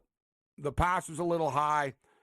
And one thing, too, Boise's wide receivers aren't the most athletic, right? I mean, maybe a better wide receiver might have been able to haul that in, but it was a high pass. But they just wasted a bad punt from Penn State. So Penn State get the football back right now. And the new updated total, we've got 4:10 left in the first half.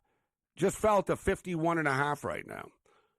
So it's a little off the original number, which, once again, I'm not in a panic about. I'm just frustrated that Boise didn't do anything on that drive. Penn State are going to pop a run, guys, especially Creighton Allen. This kid is he's there. Look at a little spin move here. That was a nice little run that Penn State just had.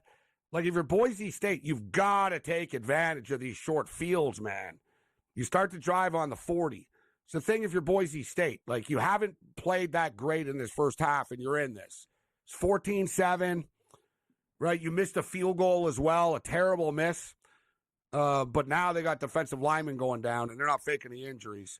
It looks like a cramping situation right now.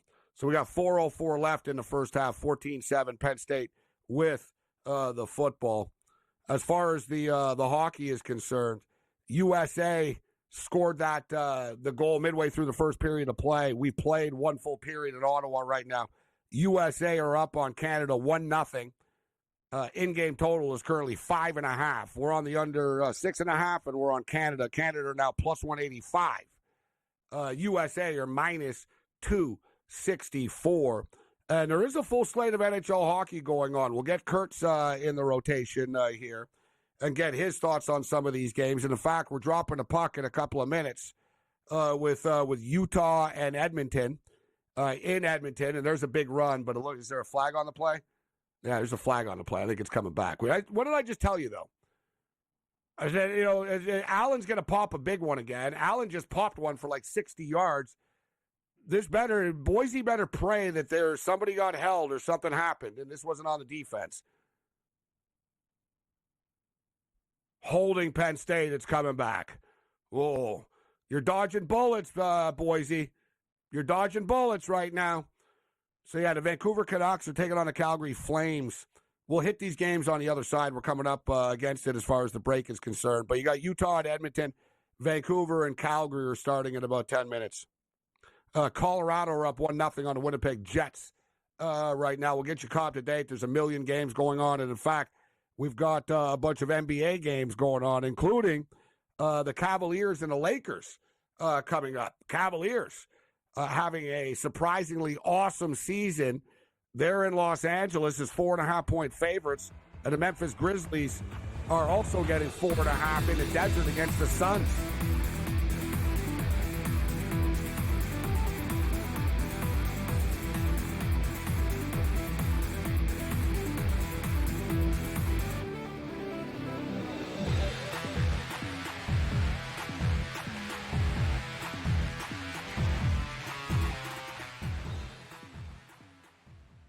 As the candles flicker, a new tradition shines. 8 nights of Hanukkah, 8 nights of winning insights. Like, they may come out slow, so you might be able to get a better number. Wow, they're favored. With SportsGrid, every night is another chance to win. No pick sixes today, they cover. So let's crunch it up. Let's make it happen. Let's give you our favorite props. Let your Hanukkah winnings brighten your celebrations. Happy Hanukkah from all of us at SportsGrid.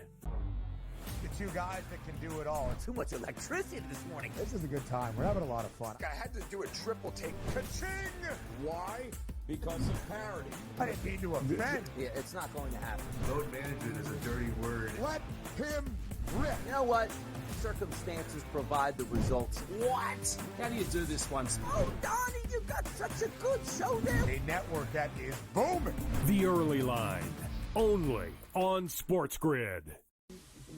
Right here with you on Pro Football Today on SportsGrid. Odds in motion, trying to see what lines have moved throughout the week. Never felt more comfortable in this bet than I do for this year. I'm ready. I'm just getting angry. The hot takes are going to be here all long. You don't want them to go 13-0 and then lose the first round of the playoffs. Red. Yeah, this is their last shot. They don't really have anywhere else to go yet. Hot take. By the time I hit, I guess what, Route 33 up here, that ticket's cashing. Only on SportsGrid. In the heart of winter, when nights grow long, we come together under these lights. A team, united by purpose. Fans, bound by passion. Each holding a small flicker of hope in their hands. At SportsGrid, we believe that even the darkest nights can't dim the unity we share. One team, one stadium, one shining moment. This holiday season, we shine brighter together. Happy Hanukkah from all of us at SportsGrid.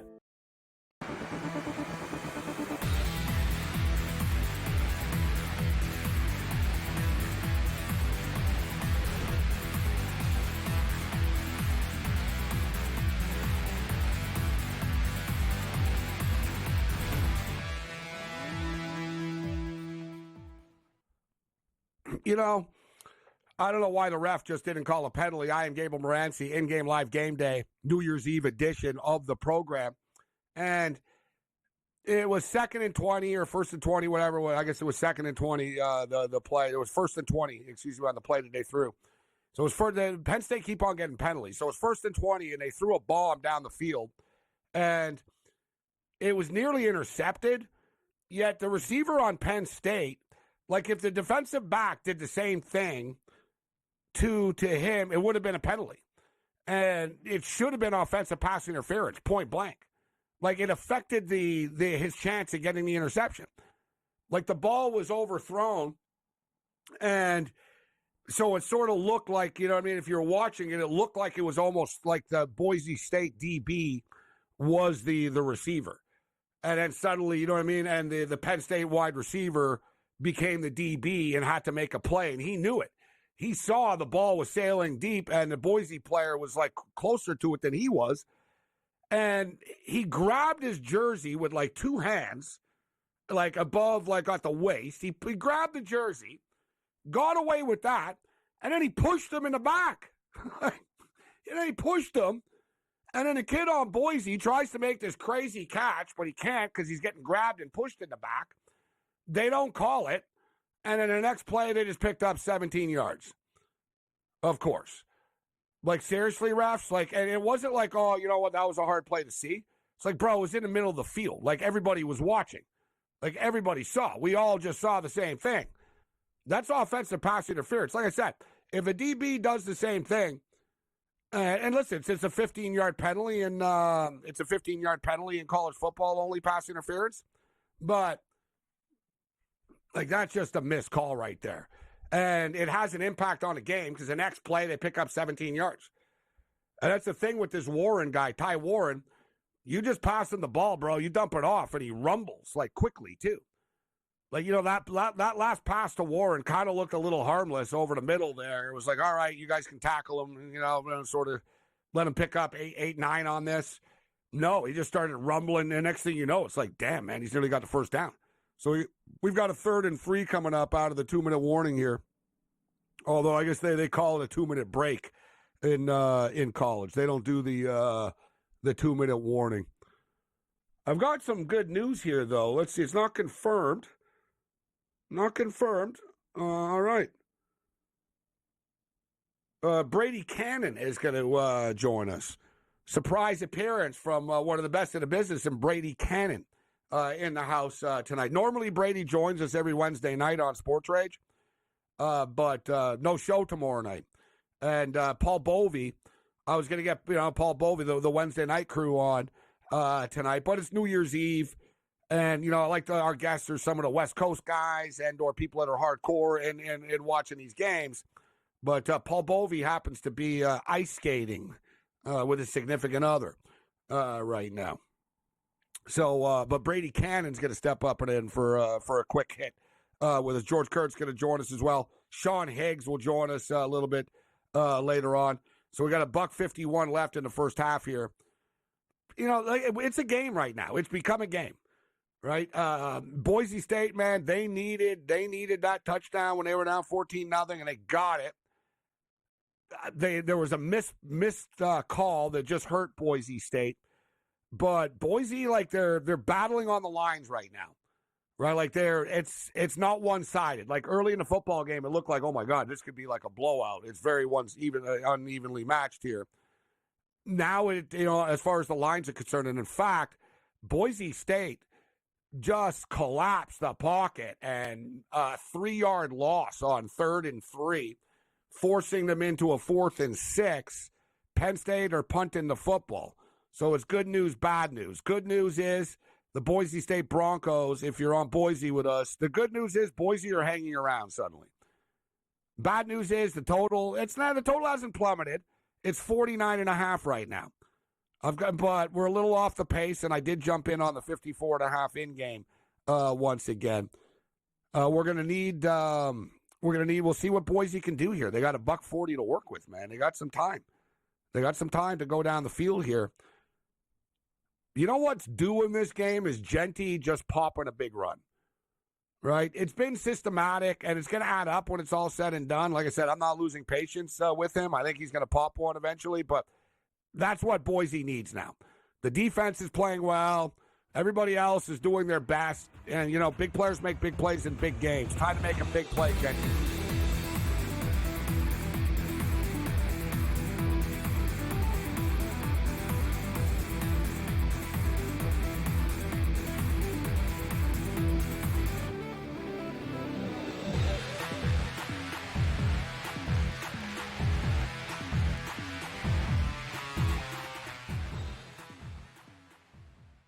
As the candles flicker, a new tradition shines. 8 nights of Hanukkah, 8 nights of winning insights. Like, they may come out slow, so you might be able to get a better number. Wow, they're favored. With SportsGrid, every night is another chance to win. No pick sixes today, they cover. So let's crunch it up. Let's make it happen. Let's give you our favorite props. Let your Hanukkah winnings brighten your celebrations. Happy Hanukkah from all of us at SportsGrid. The two guys that can do it all. It's Too much electricity this morning. This is a good time. We're having a lot of fun. I had to do a triple take. Ka-ching! Why? Because of parity. I didn't mean to offend. Yeah, it's not going to happen. Load management is a dirty word. Let him rip. You know what? Circumstances provide the results. What? How do you do this once? Oh, Donnie, you got such a good show there. A network that is booming. The early line, only on SportsGrid. Right here with you on Pro Football Today on SportsGrid. Odds in motion, trying to see what lines have moved throughout the week. Never felt more comfortable in this set than I do for this year. I'm ready. I'm just getting angry. The hot takes are going to be here all You don't want them to go 13-0 and then lose the first round of the playoffs. Red. This is their last shot. They don't really have anywhere else to go here. Hot take. By the time I hit, I guess what, Route 33 up here, that ticket's cashed. Only on SportsGrid. In the heart of winter, when nights grow long, we come together under these lights. A team, united by purpose. Fans, bound by passion. Each holding a small flicker of hope in their hands. At SportsGrid, we believe that even the darkest nights can't dim the unity we share. One team, one stadium, one shining moment. This holiday season, we shine brighter together. Happy Hanukkah from all of us at SportsGrid.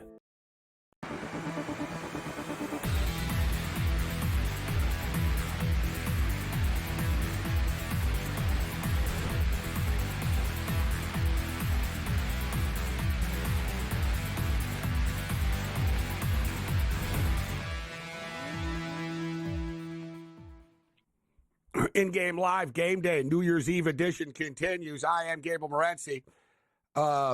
Man, Boise State, they're on a 3rd down and 8 situation, and they throw it too short of the sticks. They throw it to their big tight end, which was a good idea, and he really made a lot more of it. Like, they threw it like they needed 8, and they threw it like 5, and he tried to do the best with it. It's a 4th and 1 right now. They're thinking about it. Like, if I'm Boise State at some point here, I could see both sides of this. But where exactly? Where's the ball? The 25-yard line? Like, literally, the ball is ball's on their 29-yard line. So the ball's on the 29-yard line. It's 4th and 1, and there's 1:07 left. So you don't get it. You're putting Penn State like in a great scoring position. Your defense has been holding up, right? You punt the ball, you drill the ball, you try to pin Penn State deep. That's not easy to say. You try to pin them deep. I get it. You come up with a stop and you say, "Hey, listen, we didn't play well, and we're only down 47.5." But I think you got to go for it, considering the fact that Penn State are getting the football to start the second half. They're going up to the line. It looks like they were trying to get him to jump. I think they're probably going to call the play. No, he's faking it. You know what? I would show some balls here if I was Boise and go for it. I don't have a problem with him going for it. It's 1 yard. You've got Ashton G. You got the best running back in the country. You need 1 yard. Yeah, he hasn't popped big ones, but you only need 1 yard here. So you need 1 yard, and Penn State are getting the ball to start the second half. I'd be concerned about that. And you're giving Penn State 1 minute and 7 seconds to work with here.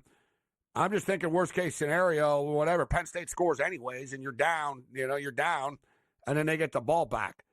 At some point, you got to man up. I'm not saying get reckless on every snap or anything, but I would have went for it here. Especially, too, I don't mind going up to the line. You go up to the line and you do the old, you try to get on the jump and stuff, but then you run the play after. right? You know what I mean? You do the, like, all right, we try to get in the jump, and then they sort of, get tired of you doing this over and over, and then you just do the surprise snap. It's 1 yard, guys, right? I mean, listen, you're down by 7, and like I said, Penn State are getting the ball back. At some point, you have to take a chance. But I understand the theory. I'm just being too aggressive as a gambler and as somebody who's money on Boise. But hey, it's money. It's our money. So basically, we're as invested as any of these players are and the coaches are. If we actually put our money on it, and I would be okay with them going for it personally. Like I don't think this is like a dangerous Dan Campbell moment. It's like, oh, what the hell are you guys doing? Get up to the line, run the damn play, pick up the damn yard, and try to put some points up on the board before the end of the half. But it's a moot point. They're taking the cowardly way out. They're punting the ball. I don't know. There's a flag on the play now, and so they're gonna have to punt again. But the kid just punted the ball, guys. So like I said, they're on their own 29-yard line. He just punted the ball. 24-yard line. I thought it was at 24. So they punted the ball. He only kicked it to the Penn State 30-yard line right now. They got to repunt it right now. Like, Penn State could easily watch. This is going to burn Boise. Watch. Penn State are going to return this like 15, 20 yards. And next thing you know, they're going to be at midfield. And they're going to be a couple of plays later. They're going to be on the 24-yard line anyways. It's just, to me, at some point, just step up and take a chance, guys. Like, you fought back in it. You don't play not to lose. So, all right, he fair caught it, but they have the ball on their own 36-yard line and a minute and 1 second to work with. Penn State do right now. I don't like that coaching move. I thought it was it's too safe. Too safe. Man up, bro. You're down by 7. You've got a little momentum in this game. You've got Ash. If you're not going to go for it with 1 yard with Ashton Genty, who are you going to go for it with? I know he's not a power back, but he's also fast. Like, he's going to get you 1 yard, man. Didn't like the call at all. We'll see. Like, maybe if Boise pops the ball loose here and creates a turnover or gets a stop, it'll be like, all right, but whatever. There's one play to Warren and he's already pretty much at midfield.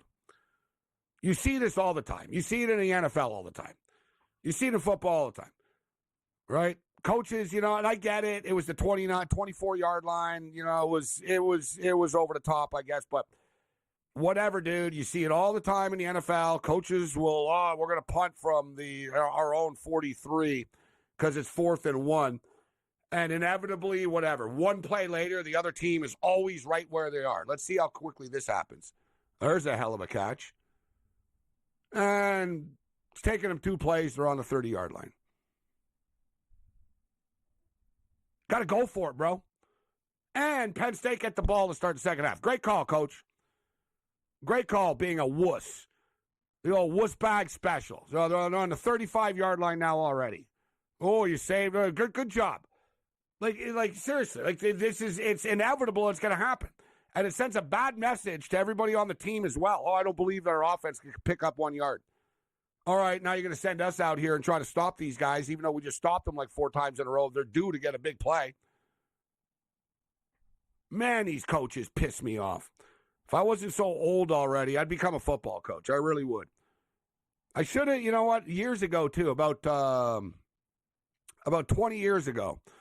I'm not even kidding. About 20 years ago, I was talking with a coach, a big-time coach in youth football, that sent like 119 players to the NCAA. It was Sun Youth and Sun Youth football. And I was the honorary president of the league.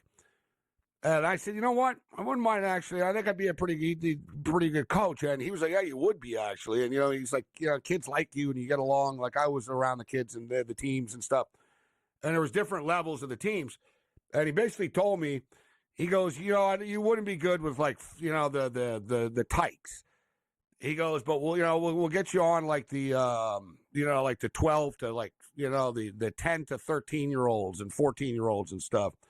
And you start on the bottom of the staff and work your way up type of deal. And I didn't have the time. I should have done it. Who knows? I could be right now a coach of a MAC team or something. I'd be the coach of the Akron Zips.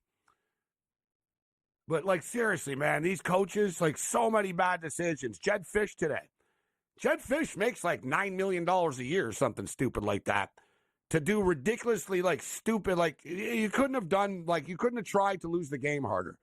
Like, we've watched every bowl game, actually. We've actually seen every one of them. I've seen a lot of weird coaching decisions. You see the NFL as well. Man, these coaches make a lot of money to do really stupid things. You could argue that Boise State just got away with a pass interference in the end zone. They threw it into the end zone like a bomb from the 40-yard line. Should be noted, though, right? It's only a 15-yard penalty. It's not a spot foul in college, which, I don't know, you could debate, whether that's better or not. Some people think in the NFL.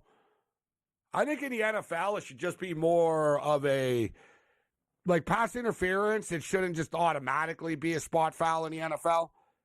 It should be the referee's discretion. Very similar to, like, roughing or running into the kicker, right? Running into the punter, it's like, all right, you had the yards. Roughing's different. I do the same thing with PI.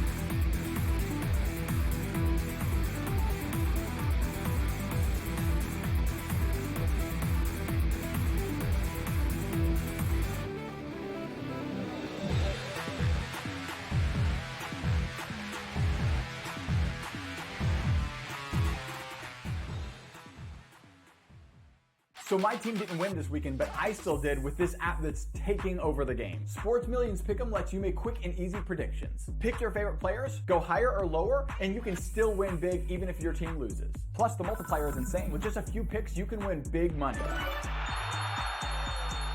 So get on it. They've got a welcome bonus to help you start off your winning streak.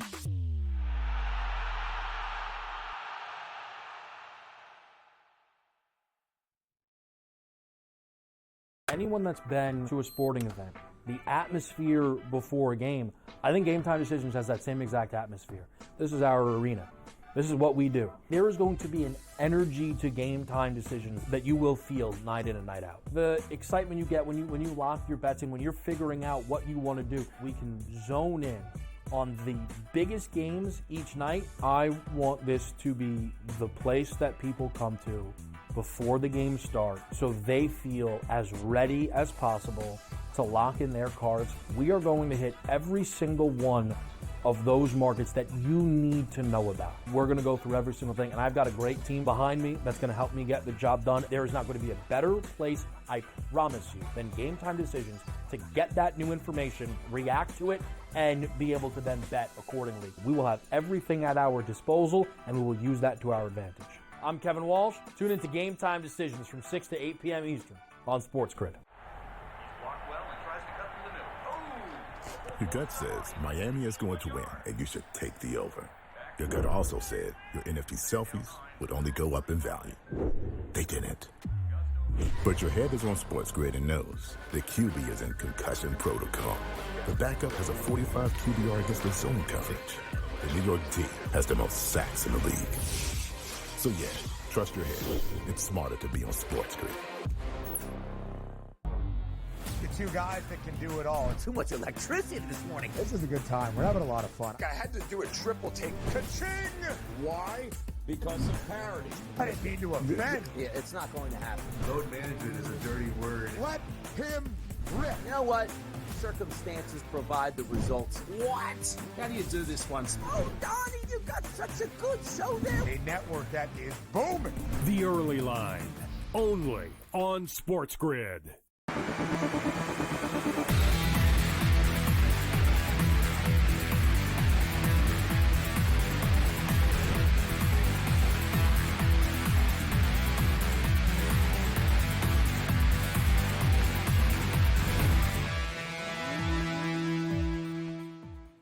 In-game live continues.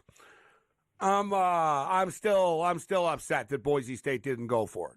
And look what just happened on this drive. So I said, whatever, you don't go for it, it's going to take them a couple of plays. They're going to end up right back like down the field anyways on you.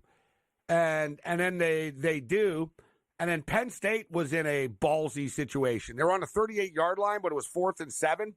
Their kicker wasn't going to make the kick, and they didn't, if they don't get it, Boise gets the ball back in pretty good field position. And Franklin said, screw it, we'll go for it. Even I thought he was going to punt and figure out whatever, dude. The half is going to end. We'll pin him in, and they'll tap out at the end of the half. No, he went for it, and they got the call. There was a pass interference penalty, and they might squeeze 3 points out of this, and they're getting the football. So pretty much everything I said, came to pass as far as them being stupid and not going for it. And Franklin showed the balls to go for it on the 4th and 7. We'll see if they get the 3 points out of this right now. They're going to attempt a field goal with a couple of seconds left. But Boise's defense is playing well right now, a little bit too well for overbettors such as ourselves. But it's up to the coach to actually show some, step up and take a chance. And it's time for the offense to start making some plays here. So we're going to have a field goal attempt coming up in the football game with 3 seconds left in the first half, 14-7, Penn State right now. We got a really entertaining hockey game going on in Ottawa, the World Junior Hockey Championships, USA and Canada.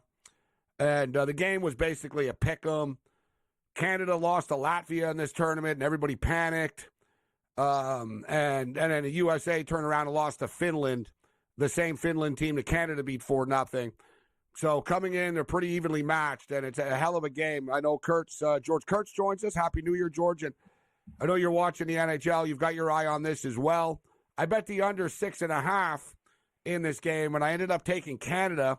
1-0 game. I'm watching it right now, but, I'm watching the Fiesta Bowl in this, but very entertaining hockey game. Like, great pace. It's like an all-star game. They're all NHL prospects, these kids. They're all just the best of the best. Agreed. It has been a fun game to watch. It's very fast-paced there. Canada's really been they've been at the door a couple of times. I thought they scored just about a minute or two ago, but it's been a fun game here. Even though USA, I just want to see a good game when it comes to this. I'm not really, USA has to win. I'm going to go banana. I just want to see a good game, be entertained. It has been that here. The Heat remind me of the Edmonton Oilers with the jerseys and the Blackhawks. I don't know why that keeps going through my head here, but seeing the jerseys is what I keep thinking of here. But it's been a fun game here. As far as the NHL is concerned, there are no goals tonight. No one's scoring goals tonight. It's been a very low-key game so far. They're distracted. New Year's Eve. They've got plans. They've got plans. So Penn State gets the field goal. We're going to the half at 17-7. Really, I'm gonna harp on it, guys, but to me, that was a 3-point swing there. And, you could argue, listen, Boise State's kicker sucks, so you could argue, well, what were they really going to do anyways, even if they got the first down? I get it, but, man, there was like $1.40 left. I thought they played it too close to the vest. Whatever, it is what it is. You got to move on. And at least now, if you're Boise, you don't have a choice now. You're going to have to start getting more aggressive with your decisions. I'm not even talking about the play calls, but just start going for it, man. Like, start playing in 4-down territory. Otherwise, Penn State are just going to nickel and dime you to death. Penn State closed as 11.5-point favorites. They're winning 17-7 at the half. They're laying 16.5 in game right now. Listen, I'm gonna die on this hill, but I still think Boise are in this football game. So I like the plus 16.5. The total's 50.5. The game closed at 54.5. I'm also going to die on the hill that this game's going to open up and stuff's going to start to happen here. But I do like Boise to still hang around here. Boise's defense is starting to make plays right now. So we're at the half there. Kurt said there's no goals in the NHL games tonight. Buffalo and Dallas tied at 1, Kurtz, midway through the second period of play. So in-game total is 5.5 there. A couple of goals there. Carolina and Columbus are tied at 2. Right now. There's some goals. It's not like every game is 0-0. They're all just scoring now, by the way. Buffalo and Dallas just scored while we've been on air. Carolina just tied it up. All right. And Winnipeg, all of a sudden they're scoring goals now that we're on air. Winnipeg just scored here. They tied it up with Colorado here. So all of a sudden the goals are now going. I complained about it. Now I'm getting some goals here. The night, the 8 o'clock slate has been goalless for a while. It's been a kind of a dull night here. Like I said, that's why the junior game has been much more interesting, much more fun. Even though there's only 1 goal in that game too, but that's been more back and forth action. The Angels have been kind of dull, with the exception of the past, like I said, 5-8 minutes. You know what's crazy? I'm seeing in this Canada USA game right now. Canada are out shooting the U.S. 18-5. They dominated this period. They've dominated this period. Yeah, you're right. They're buzzing around the net. They're like, they're just coming close. We knew this, though, coming in. USA have great goaltending. So the Vancouver Canucks The Canucks blew the 4-1 lead to the Seattle Kraken the other day on home ice. Canucks have some leadership issues right now. You know, they're not the same team as last year. Like, that's just caught off winners. They're not as good as they were last year. They're basically the same players, but they're missing a couple of guys on defense. It's not the same. They don't have the same edge. It's funny. The Canucks, like a couple of years ago, were very talented, but had bad habits defensively. Then they corrected that and started playing grittier under Tocchet and combined their skill with the grit, and it was a hell of a playoff run. This year, you figure, okay, can they build on that? They've reverted back, Kurtz, to, you know what I mean? They try to get picture-perfect goals all the time, right? Like, they're very good at cycling the puck and teeing it up and the one-timers, and Hughes is a stud, and Besser and Miller and Pedersen. Like, they got a ton of skilled guys, you know, but they don't fight for goals, George, Vancouver right now. Right? Like, they're not winning the one-on-one battles. They skate around, and if the puck lands on their stick, good. If it doesn't, they're just going to sort of skate around. It's kind of frustrating. They're not a bad team, but they're not a great team. Scoreless right now in Calgary, 9 minutes in. Who do you like in this game? Yeah, I said it earlier with Ranieri on Game Time that I'm on the Flames tonight. Canucks also banged up, right? No Pedersen now till the weekend. Hughes is out the week here, so it's sort of an easy choice for me to take the Calgary Flames. But I did expect a low-scoring game. It'll be a sweat. Yeah, the in-game total is already down to 4.5. I would expect a low-scoring game. Utah and Edmonton is up to 7.5 right now. 1-1, 7 minutes into the hockey game.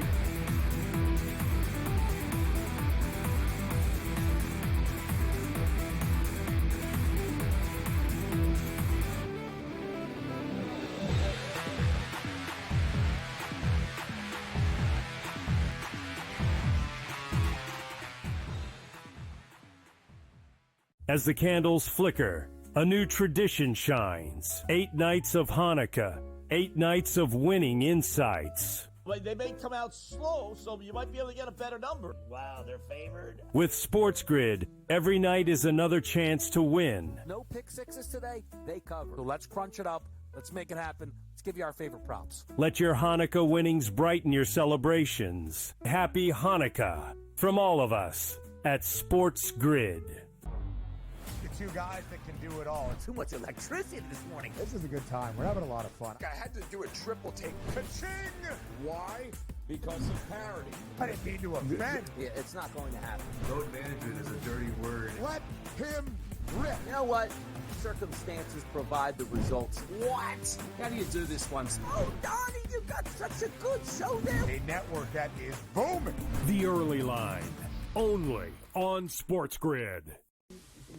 Right here with you on Pro Football Today on SportsGrid. Odds in motion, trying to see what lines have moved throughout the week. Never felt more comfortable in this bet than I do for this year. I'm ready. I'm just getting angry. The hot takes are going to be here all long. You don't want them to go 13-0 and then lose the first round of the playoffs. Red. This is their last shot. They don't really have anywhere else to go yet. Hot take.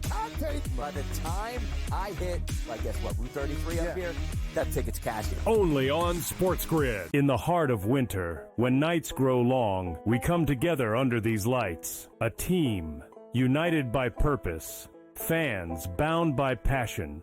Each holding a small flicker of hope in their hands. At SportsGrid, we believe that even the darkest nights can't dim the unity we share. One team, one stadium, one shining moment. This holiday season, we shine brighter together. Happy Hanukkah from all of us at SportsGrid.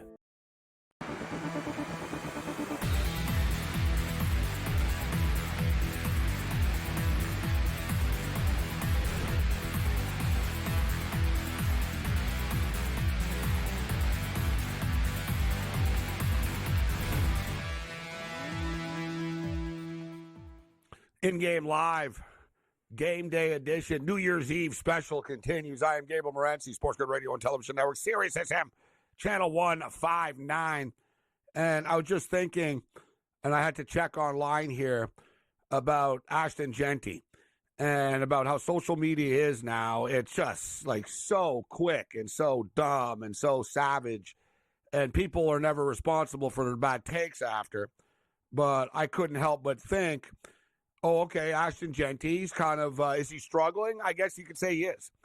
I mean, yes and no. I mean, you need an offensive line. So if you're a running back, and early in the game, as we all saw, Penn State were blowing up the pocket, and he had nowhere to go, right? I mean, he was turning 5-yard losses into, 2-yard loss or a 1-yard gain. But he's also fumbled the football twice. One of them was like a weird fluke fumble on the sideline there that popped up and Penn State recovered. Another time he got sloppy late with the ball, but they recovered it. Boise's O-lineman fell on top of it after. So Genty has struggled a bit. 13 carries, 39 yards. We told you we like the over 1.5 receptions. He got 2 catches for 23 yards. And I was thinking, George, Twitter's going to blow up about, Genty and the NFL and his stock is dropping right now. And right away I see it. Oh, they said Genty should have won the Heisman. LOL. Genty when he plays a real defense. They have a picture of Mitch O'Connell, Speaker Mitch O'Connell or Senator. Like it's just piling on. Here's a picture of a fat Eddie Lacy. Ashton Genty when he's not playing a Mountain West team. People are now calling him fat. Yeah, George, we're at the half right now. And these will be the same people that are, they won't say anything if he pops a 60-yard run in the second half. And great running backs, bro. Whatever, dude. I'm old enough. I watched Barry Sanders play. It was the same thing with Barry Sanders. He'd have the ball sometimes 20 carries and have like 40 yards, George, and then boom, there goes the big one, right? We're only at the half right now, so I wouldn't panic, but no doubt that's the world that we live in right now, and you're going to see the Ashton Genty NFL draft stock drop right now after tonight, or at least after this first half. Already happening online. Yeah, you sort of fitting your own narrative, right? Because everyone was waiting for this, waiting for him to have that first bad game. And I'm not saying he's going to have a bad game. Second half, maybe he will hit a big run to it. Maybe he just does better. He ends up with 84 yards or whatever it might be, but not 169 like he was doing all season long here. I think his NFL draft stock will depend upon teams as far as, do you value the running back? I mean, that's what it's going to come down to. Do you value the running back? I'm the Cowboy fan, right? Everyone's thinking, he might be a Dallas Cowboy here. For me personally, I'm a BPA guy. Best player available in the draft. Cowboys have lots of needs. If Genty is available, let's say, 14 when they go, and he's the best player there, fine, take him. But if you got a cornerback that's there, or a defensive end, offensive lineman, whatever it might be, the Cowboys have multiple needs here. I take that player here. Do I think he's going in the first round? Yeah. No, I still think he'll go in the first round. I don't think he'll be a top 10 pick, Gabe. I just don't. I think he'll fall out of that. But I think he's going to go in the teens. So I think he's going to be in that 13 to 19 range here. And I wonder if Jerry Jones is just not going to be able to pass on the shiny toy that he could sell. He could sell Genty, right? So I wonder if that's going to be it. That being said, Rico Dowdle did okay this year for a terrible offensive line playing behind Cooper Rush. He got over 1,000 yards, which isn't what it used to be. But like I said, running game is just part of the problem for the Cowboys, not the only problem. Genty will be just fine. It would be a great landing spot, and you never know what's true and what you hear and stuff, and it would make more sense. I don't think he's going to last that long, but at the same point in time, NFL GMs aren't in love with small running backs in the draft, right? So like George said, someone might like the name, a bad team might like the name earlier in the draft, and or better for him that he falls in. Like imagine if Ashton Genty was on the Kansas City Chiefs, George. Out of that backfield, where you'd have to be the star. It's like, we're going to hand it off to you 12 times, and we're going to throw you a couple of passes. You know what I mean? And, dude, right? But here's another one, though. And I guess, I don't know if he's best friends with him or not, but I know he's buddies. Jaden Daniels and the Commanders. That's the one that comes up. And if you're a Cowboy fan, you don't want that, bro. Because they're kind of missing that, right? I know Brian Robinson's okay, and, they got Eckler's hurt, but dude, you get a Genty paired up with like a Daniels for the next couple of years. That's a dangerous combo right there.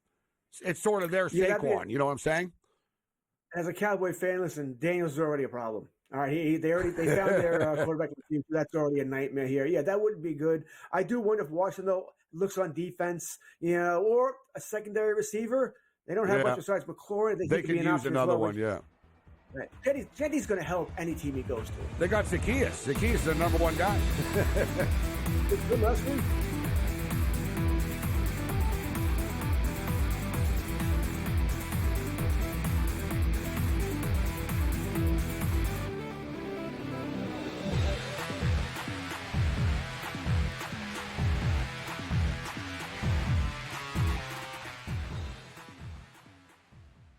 as the candles flicker